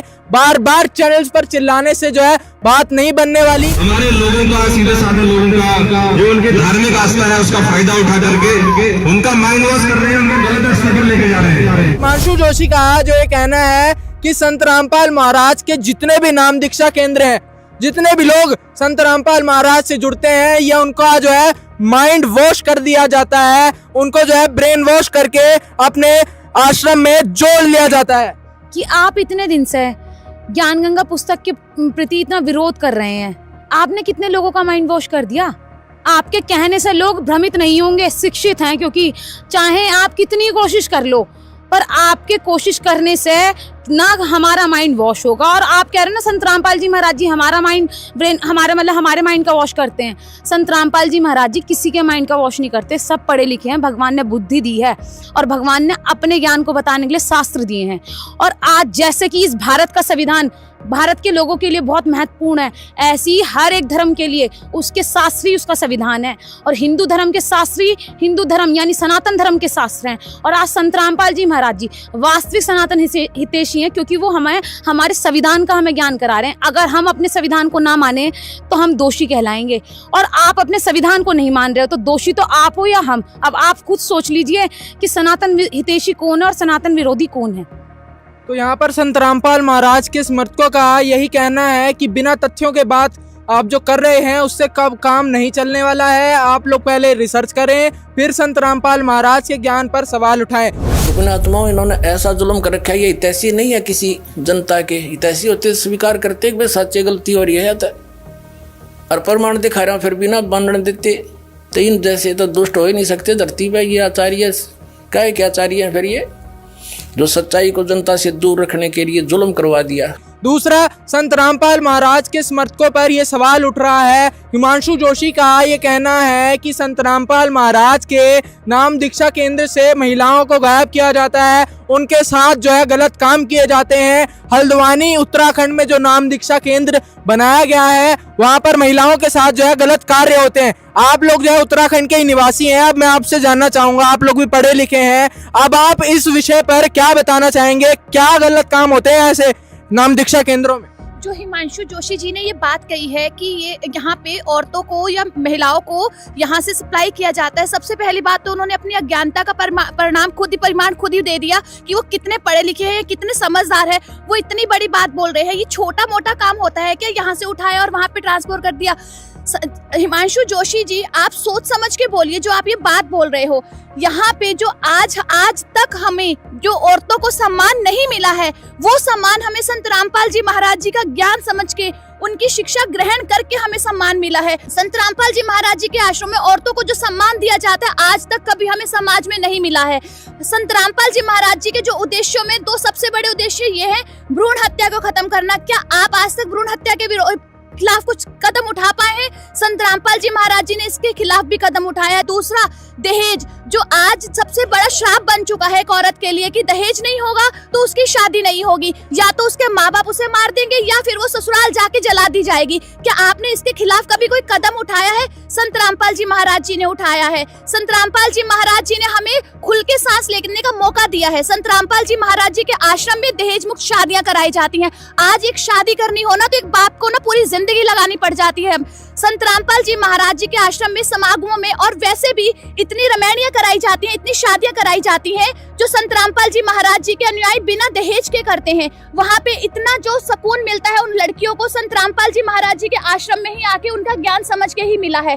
और दूसरा, जो आप संत रामपाल जी महाराज जी के ऊपर इल्जाम लगा रहे हैं कि वो यहाँ पे औरतों का व्यापार करते हैं, यहाँ से वहाँ ट्रांसफर करते हैं, क्या आप छोटी मोटी चीज समझ रहे हैं? क्या आप इससे ये भी कहना चाह रहे हैं कि जो हमारी सरकार है वो अंधी है, उन्हें दिख नहीं रहा है यहाँ से हम कैसे औरतों को ले जाया जाएगा? आप जो ये अपमान कर रहे हैं हम बहनों का, उत्तराखंड की बहनों का, इसके साथ साथ पूरे समाज का, आप संत रामपाल जी महाराज जी पे ये इल्जाम लगा रहे हैं, ये हमारा अपमान कर रहे हैं। आप कहना ये चाहते हैं कि हम लोगों को ज्ञान नहीं है, हम लोग अंधे हैं। और दूसरी बात, आप ये सोचिए कि हमारे भाई, हमारे बाप हम लोगों को वहाँ पे जाने दे रहे हैं तो इसका मतलब उन्होंने वहाँ पे कुछ अच्छा देखा होगा तभी वो हमें जाने दे रहे हैं। वो वहाँ पे अगर आप अपनी बहन बेटियों को ऐसी जगह पे छोड़ देंगे कि जहाँ पे ये गलत काम होते होंगे, तो आप खुद सोचिए कि हम इतने अनुयायी हैं, इतने भाई बहन हैं जो हमारे, वो हमें वहाँ पे कैसे जाने दे रहे हैं अगर वहाँ पे कुछ गलत होता है। तो आप बोलने से पहले कुछ भी सोचिए, आप सर्च कीजिए। आप मुंह में आई बातें बोल दे रहे हैं, आपको पता भी है आप क्या बोल रहे हैं। आप अपनी अज्ञानता का प्रमाण दे रहे हैं यहाँ पे कि आप पढ़े लिखे नहीं है। आप हम अनुयायियों पे जो उंगलियां उठा रहे हैं ज्ञानता का, अनपढ़ होने का, आप सबसे बड़ा परिमाण आप दे रहे हैं कि आपको बिल्कुल भी ज्ञान नहीं है, आप बिना सोचे समझे इस बातों को बोल दे रहे हैं। आप एक बार सोचो तो सही आप बोलने से पहले। हिमांशु जोशी को इतनी अभद्र टिप्पणी करते हुए शर्म नहीं आती? मैं भी किसी की बेटी हूँ, किसी की बहन हूँ। हमारे माँ बाप पागल नहीं है जो अपनी बेटी को किसी के साथ ऐसे छोड़ देंगे जहाँ पे गलत काम करते होंगे। वहाँ उन्होंने कुछ सोच समझ कर ही हमने संत रामपाल जी महाराज जी से नाम दीक्षा ली है। मैं भी एजुकेटेड हूँ, मुझे भी पता है क्या गलत है क्या सही। मैं हिमांशु को आज ही इन्वाइट करती हूँ कि जून में संत रामपाल जी महाराज जी का समागम आ रहा है, वहाँ पर खुद अपनी बहनों और परिवार की जितनी भी बहन है उनको वहाँ पे लेके आना और वहाँ देखना कि महिलाओं को सम्मान किस प्रकार से मिलता है। इस अज्ञानी ने ये प्रोपेगेंडा बनाया कि महिलाओं के मुद्दे को लिया जाए और संत रामपाल महाराज को टारगेट किया जाए, तभी जो है इसका मिशन सक्सेसफुल हो सकता है। लेकिन इस अज्ञानी को यही नहीं पता कि संत रामपाल महाराज के समर्थक अनपढ़ नहीं है, वो पढ़े लिखे हैं। आपको सारे प्रमाण पेश कर सकते हैं। आपका जो प्रोपेगेंडा था ये बिल्कुल गलत सिद्ध होगा और एक ना एक दिन जो संत रामपाल महाराज के समर्थक ये ढेरों प्रमाण लेके घूम रहे हैं और आप जो इन पर महिलाओं पर सवाल उठा रहे हैं, ये कहीं ना कहीं आप पर उल्टा ना पड़ जाए, तो सोच समझ के आगे कदम बढ़ाना। क्योंकि संत रामपाल महाराज के आश्रम में महिलाओं को इतनी इज्जत दी जाती है जिसे देखकर आप भी हैरान हो जाएंगे। एक बार सोच जरूर लेना संत रामपाल महाराज के आश्रमों में क्या होता है, पहले उसकी जानकारी पता कर लेना, फिर उन पर सवाल करना। दूसरा, अब आप लोगों पे ऊपर मैं सवाल करना चाहूंगा। इनका ये कहना है कि संत रामपाल महाराज के जितने भी आश्रम हैं उनका कोई उद्देश्य नहीं है, लोगों को बेवकूफ बनाया जाता है, दान का पैसा ठगा जाता है, आपसे पैसा ऐंठा जाता है, लोगों को बेवकूफ बना के लोगों को सैलरी पर रखा जाता है। पहले तो मैं आपके माध्यम से इस हिमांशु जोशी से कहना चाहूंगा, ये 2 कौड़ी का लड़का, छपरी लड़का, इसने 2024 के अंदर एक संस्था रजिस्टर्ड करा ली आरएसएस के नाम से और असली आरएसएस को ये बदनाम करने का काम कर रहा है। आपके माध्यम से जो विश्व की इतनी बड़ी संस्था है हिंदुत्व का प्रचार करती है, उसको बदनाम कर रहा है एक फर्जी आरएसएस के नाम से। इसने 2024 में एक संगठन बनाया 4 लड़कों को रखकर और ये मेरे से पूछ रहा, हमारे गुरुजी से पूछ रहा उसका दान का पैसा कहाँ लाते। ये टपरी 2 कौड़ी का लड़का ये वसूली करता है, 500 रुपए की वसूली करता है। इसके ऊपर कितने एलिगेशन है मैं अभी आपको प्रूफ करूंगा। इसकी एफआईआर की कॉपी हमारे पास है सर, अभी हम आपको प्रूफ करके दिखाएंगे। साथ ही साथ संत रामपाल जी महाराज जी के ट्रस्ट में जाके ये खुद पूछ सकता है कि संत रामपाल जी महाराज जी उस पैसे को कहाँ खर्च करते हैं। अभी सनातन की बात कर रही थी, मैं इस 2 कौड़ी के लड़के से पूछना चाहता हूं कि इसने आरएसएस जो अपनी संस्था खोली है, इसने हिंदुत्व के लिए क्या किया है, मेरे को एक भी पॉइंट बता दे। संत रामपाल जी महाराज जी सच्चे सनातनी हितैषी हैं और ये जय श्री राम का नारा लगाता है। मैं इससे पूछना चाहता हूं, राम को मानता है, सिर्फ ये राम की नहीं मानता। हमारे गुरुजी राम को मानते भी हैं, राम की भी मानते हैं। संत रामपाल जी महाराज ने अयोध्या में अभी जो राम मंदिर का भव्य निर्माण हुआ था, उसके अंदर संत रामपाल जी महाराज ने 1 महीने का निःशुल्क भंडारा लगाया था राम भक्तों के लिए। तो संत रामपाल जी कैसे हिंदू विरोधी हो सकते हैं? ये श्री राम का नाम के आगे हिंदुत्व को बदनाम करने का कार्य कर रहा। और रही बात दान की, तो एक बार आश्रम में आए, आश्रम में पूछे, वेरिफिकेशन करे, हम इसका आदर सम्मान करेंगे, इसको सारी डिटेल प्रोवाइड कराई जाएगी। क्या ये अपनी संस्था की एक भी हमें डिटेल दे सकता है? ये झूठा है। यहाँ पर ये सवाल उठता है कि संत रामपाल महाराज के आश्रम में जितना भी दान का पैसा आता है उसे जो है मिसयूज किया जाता है। और आप लोग मुझे बताओ कि आप जो दान का पैसा आपके आश्रमों में आता है, आप उससे क्या करते हो? संत रामपाल जी महाराज जी के आश्रमों में सदाव्रत भंडारा चलता रहता है और साल में 6 भंडारे होते हैं जहाँ पे लाखों लोग वहाँ पे भंडारा करके जाते हैं। चाहे बाढ़ हो, भूकंप या महामारी, संत रामपाल जी महाराज और उनके अनुयायी हमेशा ही जरूरतमंदों के लिए सबसे आगे खड़े रहते हैं। कोविड महामारी के दौरान संत रामपाल जी महाराज के आश्रमों से करोड़ों लोगों के लिए भोजन, दवाइयां और जीवन रक्षक सामग्रियां उपलब्ध कराई गई। चाहे गरीब की मदद हो या किसी शोषित और पीड़ित वर्ग के हक और सम्मान की लड़ाई, संत रामपाल जी महाराज ने हमेशा ही उनकी दबी आवाज को सरकारों तक पहुंचाया है और उन्हें उचित न्याय दिलवाने में अहम भूमिका अदा की है। समाज में आध्यात्मिक और सामाजिक मूल्यों के प्रति जागरूकता लाने में संत रामपाल जी महाराज हर कदम पर मानवता के सच्चे सेवक साबित हुए हैं। ये मूर्खपूर्ण बातें कैसे ये कर रहा है? इसको क्या पता कि वो पैसा कहाँ से आता है? पहली बात तो इसको पूछने का अधिकार ही नहीं है कि पैसे के बारे में कि पैसा कहाँ से आता है, कहाँ खर्च होता है। संत रामपाल जी महाराज जी के आश्रमों में जाके निरीक्षण करके आए, तब इसकी आंखें खुलेंगी कि पैसे का कहाँ यूज होता है।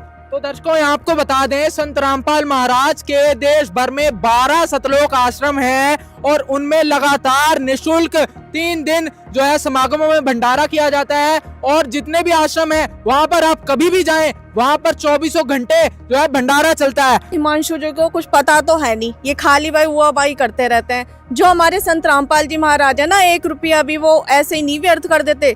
ये जो भंडारे कराते हैं ना, हमारे गुरुजी के 3 दिन भंडारे चलते हैं और निःशुल्क चलते हैं। कहीं पे भी चले जाइए आप 12 आश्रमों में, आपसे 1 रुपया नहीं लिया जाएगा। चाय बिस्किट बिस्तर आदि से आपको निःशुल्क सेवा करी जाएगी। कुछ भी आप, अगर आप रात को 12 बजे भी जा रहे हो ना, तो हमारे संत रामपाल जी महाराज जी के सारे अनुयायी आपको 12 बजे निःशुल्क भंडारा कराएंगे। ऐसे नहीं कि आपसे अलग से पैसे लिए जाएंगे।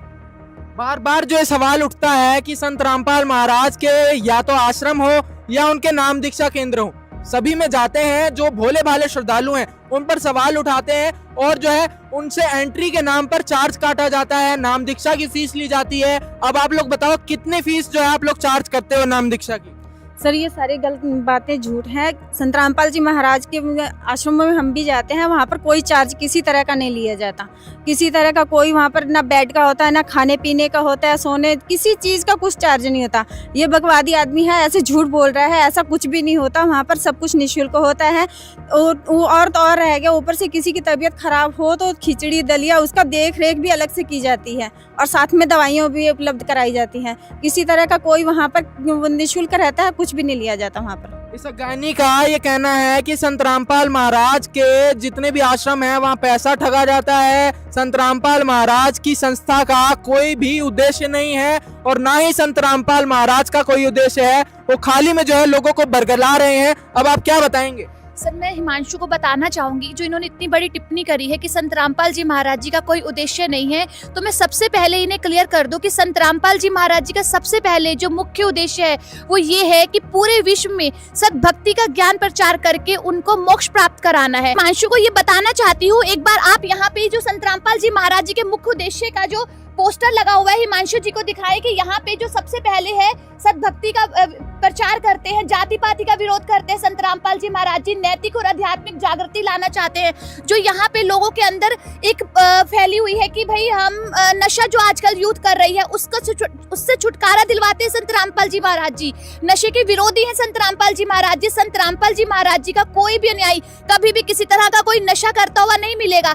आपकी तरह नहीं है कि नशा चढ़ाया और कुछ भी किसी के खिलाफ बोल दिया। संत रामपाल जी महाराज जी और उनके अनुयायी पूरी होशों में सारे काम करते हैं। संत रामपाल जी महाराज जी शांति और भाईचारे का प्रचार करते हैं। संत रामपाल जी महाराज जी किसी भी तरह की आपकी तरह सड़कों पे उतरने के लिए नहीं कहते अपने अनुयायियों को। संत रामपाल जी महाराज जी हर तरह से शांति का प्रचार करते हैं। इस अल्पज्ञानी हिमांशु की बौखलाहट आपको लगातार चैनल्स पर देखने को मिलेगी, कभी फेसबुक लाइव पे, कभी यूट्यूब पे। इसके बौखलाहट का ये कहना है कि संत रामपाल महाराज के जो नाम दीक्षा केंद्र उत्तराखंड में खोले हुए हैं, हल्द्वानी में जो नाम दीक्षा केंद्र जो बना हुआ है, उसको इसकी जो फर्जी आरएसएस की कमेटी है ये बंद करवा के छोड़ेगी। उत्तराखंड में एक भी समर्थक संत रामपाल महाराज का नहीं बचेगा। मेरी इतनी हिम्मत नहीं है जो किसी नामदान पे कोई उंगली उठा सके। अगर हिम्मत है, अगर तेरे अंदर तो कोई करा के देखे बंद कैसे कराएगा हिमांशु जोशी?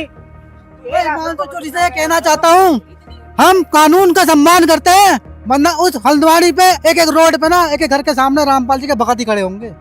हम कानून का सम्मान करना जानते हैं। ये हमें यो उठाओ मत, हम प्यार की बात जानते हैं, प्यार से बात करेंगे। प्यार से आके आप शास्त्र पढ़ो हमारे साथ। इसका ये कहना है कि संत रामपाल महाराज का जो हल्द्वानी में नाम दीक्षा केंद्र बनाया हुआ है वो अवैध है। इसको बनाने की परमिशन आखिर किसने दी, इसको क्यों बनाया गया है, इसको हम उखाड़ के फेंक देंगे। अब आप इसे क्या कहेंगे बताइए? पर इतना आसान नहीं है। संत रामपाल जी महाराज जी का जो आश्रम बना है प्रशासन द्वारा अनुमति लेकर बना हुआ है। और हिमांशु जोशी आपको हम ये सीधा बता दें, हमारे गुरुजी ने बताया लड़ना नहीं है और झुकना भी नहीं है, डरना भी नहीं है। हमें बताने की कोई जरूरत नहीं है कि इसका हमने रजिस्ट्रेशन किया है। हमने प्रशासन को सारी जानकारियां दे रखी हैं। हमें हिमांशु जोशी को कोई भी सबूत देने की जरूरत नहीं है। ये होता कौन है? इसके पेट में दर्द किस बात का है? आश्रम से, आश्रम इससे ले क्या रहा है मूर्ख से? ये सिर्फ और सिर्फ पाखंडी आदमी है, पाखंडी। सिर्फ सर आपके माध्यम से मैं बताना चाहूंगा, ये उत्तराखंड में अराजकता का माहौल पैदा कर रहा है। सिर्फ और सिर्फ ये धर्म के नाम पे, जातिवाद के नाम पे सबको लड़ाना है। मैं आपको बता दूं, हिमांशु जोशी सिर्फ एक ऐसा व्यक्ति है, ये समाज के अंदर एक कीड़ा है। ये संत रामपाल जी महाराज के समर्थकों में और हिंदुत्व के नाम में एक टकराव पैदा करना चाहता है। अभी पीछे कुछ समय पहले इसने हल्द्वानी में ऐसा कार्य करा था जो हिंदू मुस्लिम दंगा भड़काता। अब ये संत रामपाल जी महाराज पे एलिगेशन लगाता है, एक भी एलिगेशन ये सिद्ध करके दिखाए। सर प्रशासन को क्या, ये प्रशासन कितनी बड़ी चीज है? प्रशासन क्या, प्रशासन को नहीं पता? नगर पालिका के अंदर, नगर निगम के अंदर वहां पर इतना बड़ा बिल्डिंग बन के खड़ी हो गई, क्या प्रशासन को नहीं पता? सर सारे कार्य संत रामपाल जी महाराज शुरू से, हमारे गुरुदेव परम पूज्य संत रामपाल जी महाराज सारे कार्य जो भी करते हैं प्रशासन के अनुसार करते हैं, ठीक है, संविधान के अनुसार करते हैं। और ये संविधान की बात बोलता है, हमें भी हमारे मूल अधिकार हमें भी पता, हमें भी सारे। इसका ये कहना है कि संत रामपाल महाराज का जो आश्रम बना हुआ है, इसे बनाने की कोई अनुमति नहीं है, फर्जी आश्रम है। जितने भी नाम दीक्षा केंद्र बनाए हुए हैं ये बिल्कुल फर्जी हैं, ना तो इनका कोई रजिस्ट्रेशन है और ना ही इन लोगों को जो है आश्रम बनाने का अधिकार है। इन्होंने अपने धार्मिक शास्त्रों को तो पढ़ा ही नहीं है। कहीं ना कहीं इनकी मूर्खतापूर्ण बातों से ये पता चलता है कि इन्होंने अपने भारत के संविधान को भी नहीं पढ़ा। मैं आपके माध्यम से हिमांशु को ये बताना चाहूंगी कि हमारे भारत के संविधान में अनुच्छेद 25 से लेकर 28 तक हमें ये अधिकार दिया गया है कि हम किसी भी धर्म को मान सकते हैं और अपने धर्म का प्रचार प्रसार पूरे भारत में कहीं भी कर सकते हैं। जब हमें ये अधिकार हमारे संविधान से मिला है तो हिमांशु जोशी कौन होते हैं हमें रोकने वाले? इनका कोई हक नहीं बनता हम पे टिप्पणी करने के लिए। इसी के साथ साथ संविधान के 42वें संशोधन द्वारा हमारे प्रियम्बल में, जिसको प्रस्तावना बोला जाता है, प्रस्तावना में पंथ निरपेक्ष शब्द जोड़ा गया था और प्रस्तावना को संविधान का भाग माना जाता है। इसमें केशवानंद भारती केस आया था। अगर आपने थोड़ा भी पढ़ा होगा ना तो आप इस बारे में जानते होंगे।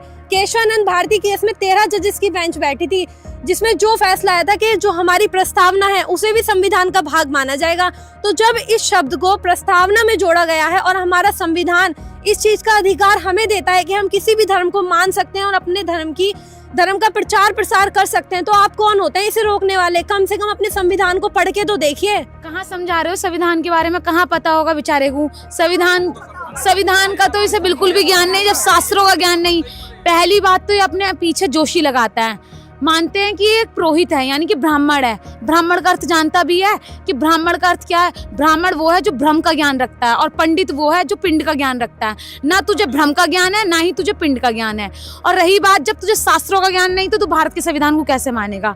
और बात कर रहे हैं ना कि भारत के संविधान की, संविधान हमें धार्मिक स्वतंत्रता का अधिकार देता है। हम किसी भी रूप में धर्म को मान सकते हैं और भगवान को भी मान सकते हैं। मानव को ये पूर्व अधिकार है। संविधान की बात बता रहे हो, ये कुछ संविधान को नहीं जानता। अगर इसको संविधान के बारे में थोड़ी भी जानकारी होती, ये किसी पर इस प्रकार से कोई भी उलाहना नहीं लगाता या लांछन नहीं लगाता। ये टपोरी सिर्फ झगड़ा कराना जानता है, इस टपोरी को कुछ नहीं पता, सिर्फ झगड़ा कराना जानता है। ये दर्शकों, समाज में फूटता परोसता हुआ हिमांशु जोशी लगातार सोशल मीडिया पर यह दावा कर रहा है कि संत रामपाल महाराज के आश्रम फर्जी हैं, कोई भी इनको जो अनुमति नहीं है। लेकिन उसके विपरीत संत रामपाल महाराज के पढ़े लिखे अनुयायियों ने यहाँ पर यह बताया कि कॉन्स्टिट्यूशन जब उन्हें अधिकार देता है तो तुम कौन होते हो संत रामपाल महाराज के आश्रमों पर सवाल उठाने वाले?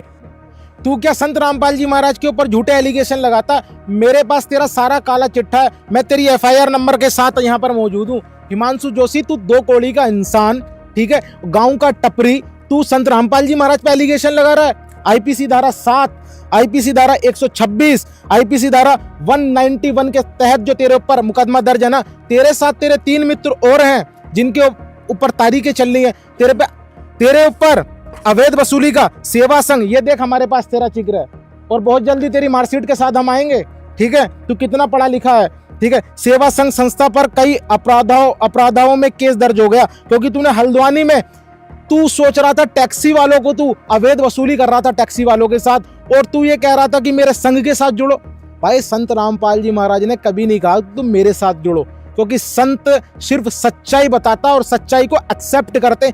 और अपने पीछे तू महान संतों के फोटो लगाता अपने ऑफिस में। तूने हनुमान जी का चित्र लगा रखा है, तू राम का नारा बोलता, जय श्री राम का नारा बोलता। तेरे को पता भी है राम कौन थे?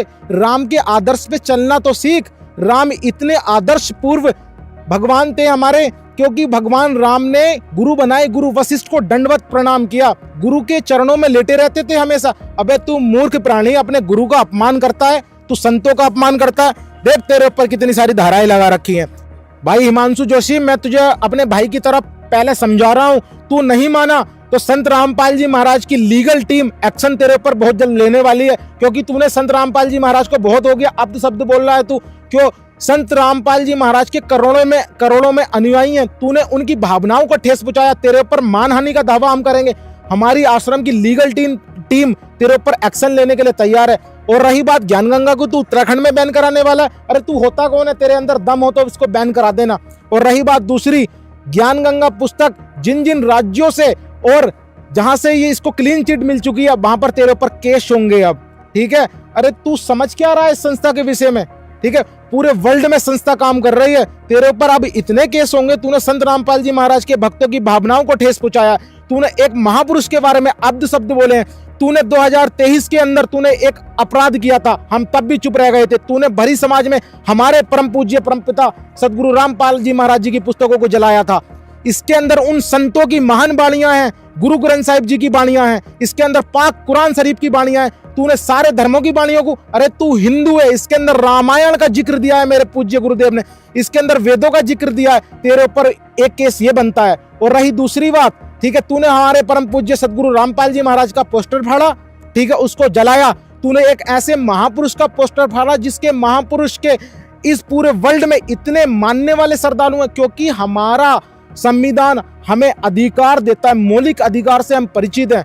अब तू तैयार रहे, प्यार से मानता है प्यार से, नहीं तो तेरे पे कानूनी कार्रवाई हम करेंगे। सनातन धर्म का नकली ठेकेदार, ये हानिकारक कीटाणु, ये कहता है कि संत रामपाल महाराज बाबा कहलाने योग्य भी नहीं है, ये हत्याकांड में जेल की सजा काट रहे हैं, ये बाबा कहलाने योग्य भी नहीं है।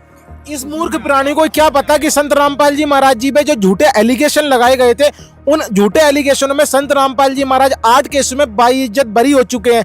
मेन केस करोथा वाला था, उसमें संत रामपाल जी महाराज जी को बाइज्जत बरी हो गए।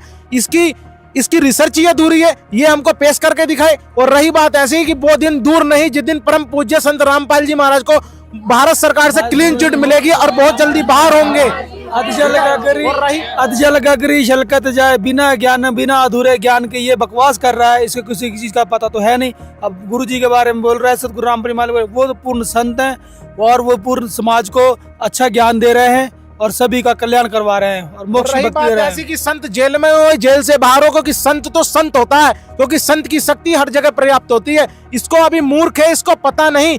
जिस प्रकार रावण ने जिस प्रकार भगवान श्री राम को उन वस्त्रों के अंदर नहीं पहचान पाया, ये मूर्ख वही कार्य कर रहा है कि ये सोच रहा है कि एक साधारण महापुरुष आके बैठा है, सफेद रंग का कुर्ता पजामा पहन रखा है, एक साधारण व्यक्ति समझ रहा है। मगर इस मूर्ख को नहीं पता कि वो परम पूज्य परम पिता, वो अवतार के रूप में संत रामपाल जी महाराज आए हैं।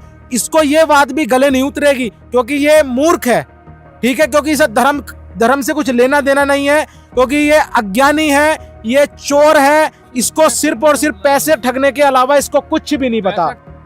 ये हानिकारक कीटाणु एक ऐसे महान संत को गालियां दे रहा है, कैसे महान संत पर अभद्र टिप्पणियां कर रहा है। ये उसके संस्कारों को दर्शाता है कि इतने महान, इतने पवित्र सनातन धर्म में होकर भी ये एक ऐसे महान संत को गालियां दे रहा है। इस पर क्या अधिकार है इसको एक ऐसे महान संत को गालियां देने का? कब तक संत रामपाल महाराज पर झूठे आरोप लगाएगा? संत रामपाल महाराज के समर्थक यहाँ पर तैयार खड़े हैं। अब हिमांशु जोशी की इन हरकतों से साफ जाहिर हो जाता है कि उसके संस्कार कैसे हैं, उसकी शिक्षा कैसी है। पहली बात, मैं फिर एक बार हिमांशु जोशी आपसे निवेदन करना चाहूंगी कि आप ध्यान से सुनिएगा कि हमारे शास्त्र क्या कह रहे हैं। पहली बात तो आप अपने शास्त्रों की नहीं मानते हो, और आप अपने शास्त्रों की नहीं मानते तो हमारे शास्त्रों में ही बताया गया है, श्रीमद् देवी भागवत के 572 पेज नंबर में बताया है, जिसके 7वें स्कंद में ही बताया गया है, जो अपने वेद व धर्म का पालन नहीं करता और अपने वेद की लिखी गई बातों का पालन नहीं करता, तो यानी कि उस राजा को, उस व्यक्ति को अपने राज्य से निकाल देना चाहिए और उसका परित्याग कर देना चाहिए। मेरा प्रशासन से हाथ जोड़कर निवेदन है, अगर हिमांशु जोशी इस ज्ञान का विरोध कर रहा है, तो प्रशासन से भी ये निवेदन है कि उसका परित्याग करके उसको निकाल दें। क्यों इस चीज को विखंडन कर रहा है? और जितने भी महामंडलेश्वर हैं वो इस चीज को तो देखें कि ये क्यों हिंदू धर्म को लेकर विरोध कर रहा है। हम भी तो एक हिंदू धर्म के हितैषी हैं, ये कौन सा अलग धर्म का है? हम भी तो हिंदू धर्म के ही हैं। हिमांशु जोशी, एक चीज याद रखना, अब शस्त्रों से नहीं शास्त्रों से ज्ञान चर्चा होगी और किसी भी आधार पर आप आकर शास्त्रों से ज्ञान चर्चा कर सकते हो। और एक चीज याद रखना, हम सब तुम्हें एक साथ खड़े हुए दिखाई देंगे। इस चीज को तू याद रखना, तू अकेला होगा पर हम सब साथ होंगे, क्योंकि सत्यता के साथ हमेशा सब खड़े रहते हैं और गलत के साथ कोई खड़ा नहीं रहता। मान सकते हैं कि तेरे संग गलत के साथ पैसों वाले आ जाएंगे, पर वो भी कभी ना कभी उस सत्यता को स्वीकार कर हमारी तरफ ही आएंगे। कितना भी प्रयास कर लेना, हमारा कोई कुछ नहीं बिगाड़ सकता, क्योंकि हमारे ऊपर जो हाथ है ना, उस समर्थ परमात्मा का हाथ है। तो कितनी भी कोशिश कर लेना संत रामपाल जी महाराज जी के बारे में उल्ट सुल्ट बोलने की, तो उतना ही उनका प्रचार प्रसार कर रहा है। याद रख, शस्त्रों से नहीं शास्त्रों से ज्ञान चर्चा करेंगे। दर्शकों, किसी ने क्या खूब कहा है, सच कहो तो चिढ़ने लगेंगे, बरसाती मेंढक की तरह बरसने लगेंगे। सच का आईना अगर दिखा दो तो सबके सामने कुत्तों की तरह भौंकने लगेंगे। अपने आप को सनातनी बताने वाले इस हिमांशु जोशी का बिल्कुल वही हाल है। ये कहीं ना कहीं सनातन धर्म की छवि को धूमिल कर रहा है और वो समय अब बिल्कुल नजदीक है जब संत रामपाल महाराज के समर्थक इस पर लीगल केस करेंगे, क्योंकि एक बात कही गई है, a little knowledge is a dangerous thing. नीम हकीम खतरा है जान। लाएंगे आपके सामने इसकी ऐसी और वीडियोस, आपको इसका सारा सच हम दिखाते रहेंगे। तब तक के लिए बने रहिए हमारे चैनल के साथ। धन्यवाद। दर्शकों, आपको सभी बिंदुओं पर विस्तार से सत्य से रूबरू कराया गया। हिमांशु जोशी जैसे फर्जी कर्मकांडी गैंग का पर्दाफाश किया गया और इसके इस नफरती भाषणों, धमकी देने, सदग्रंथों के अपमान और झूठ फैलाने के आरोप में सख्त से सख्त कार्रवाई की प्रक्रिया भी शुरू हो चुकी है, क्योंकि ये हिमांशु जोशी अपने पैर पर कुल्हाड़ी मार चुका है। अंत में दो शब्द, हिमांशु जोशी धोबी का कुत्ता, घर का ना घाट का। समझदार के लिए संकेत ही काफी है। धन्यवाद।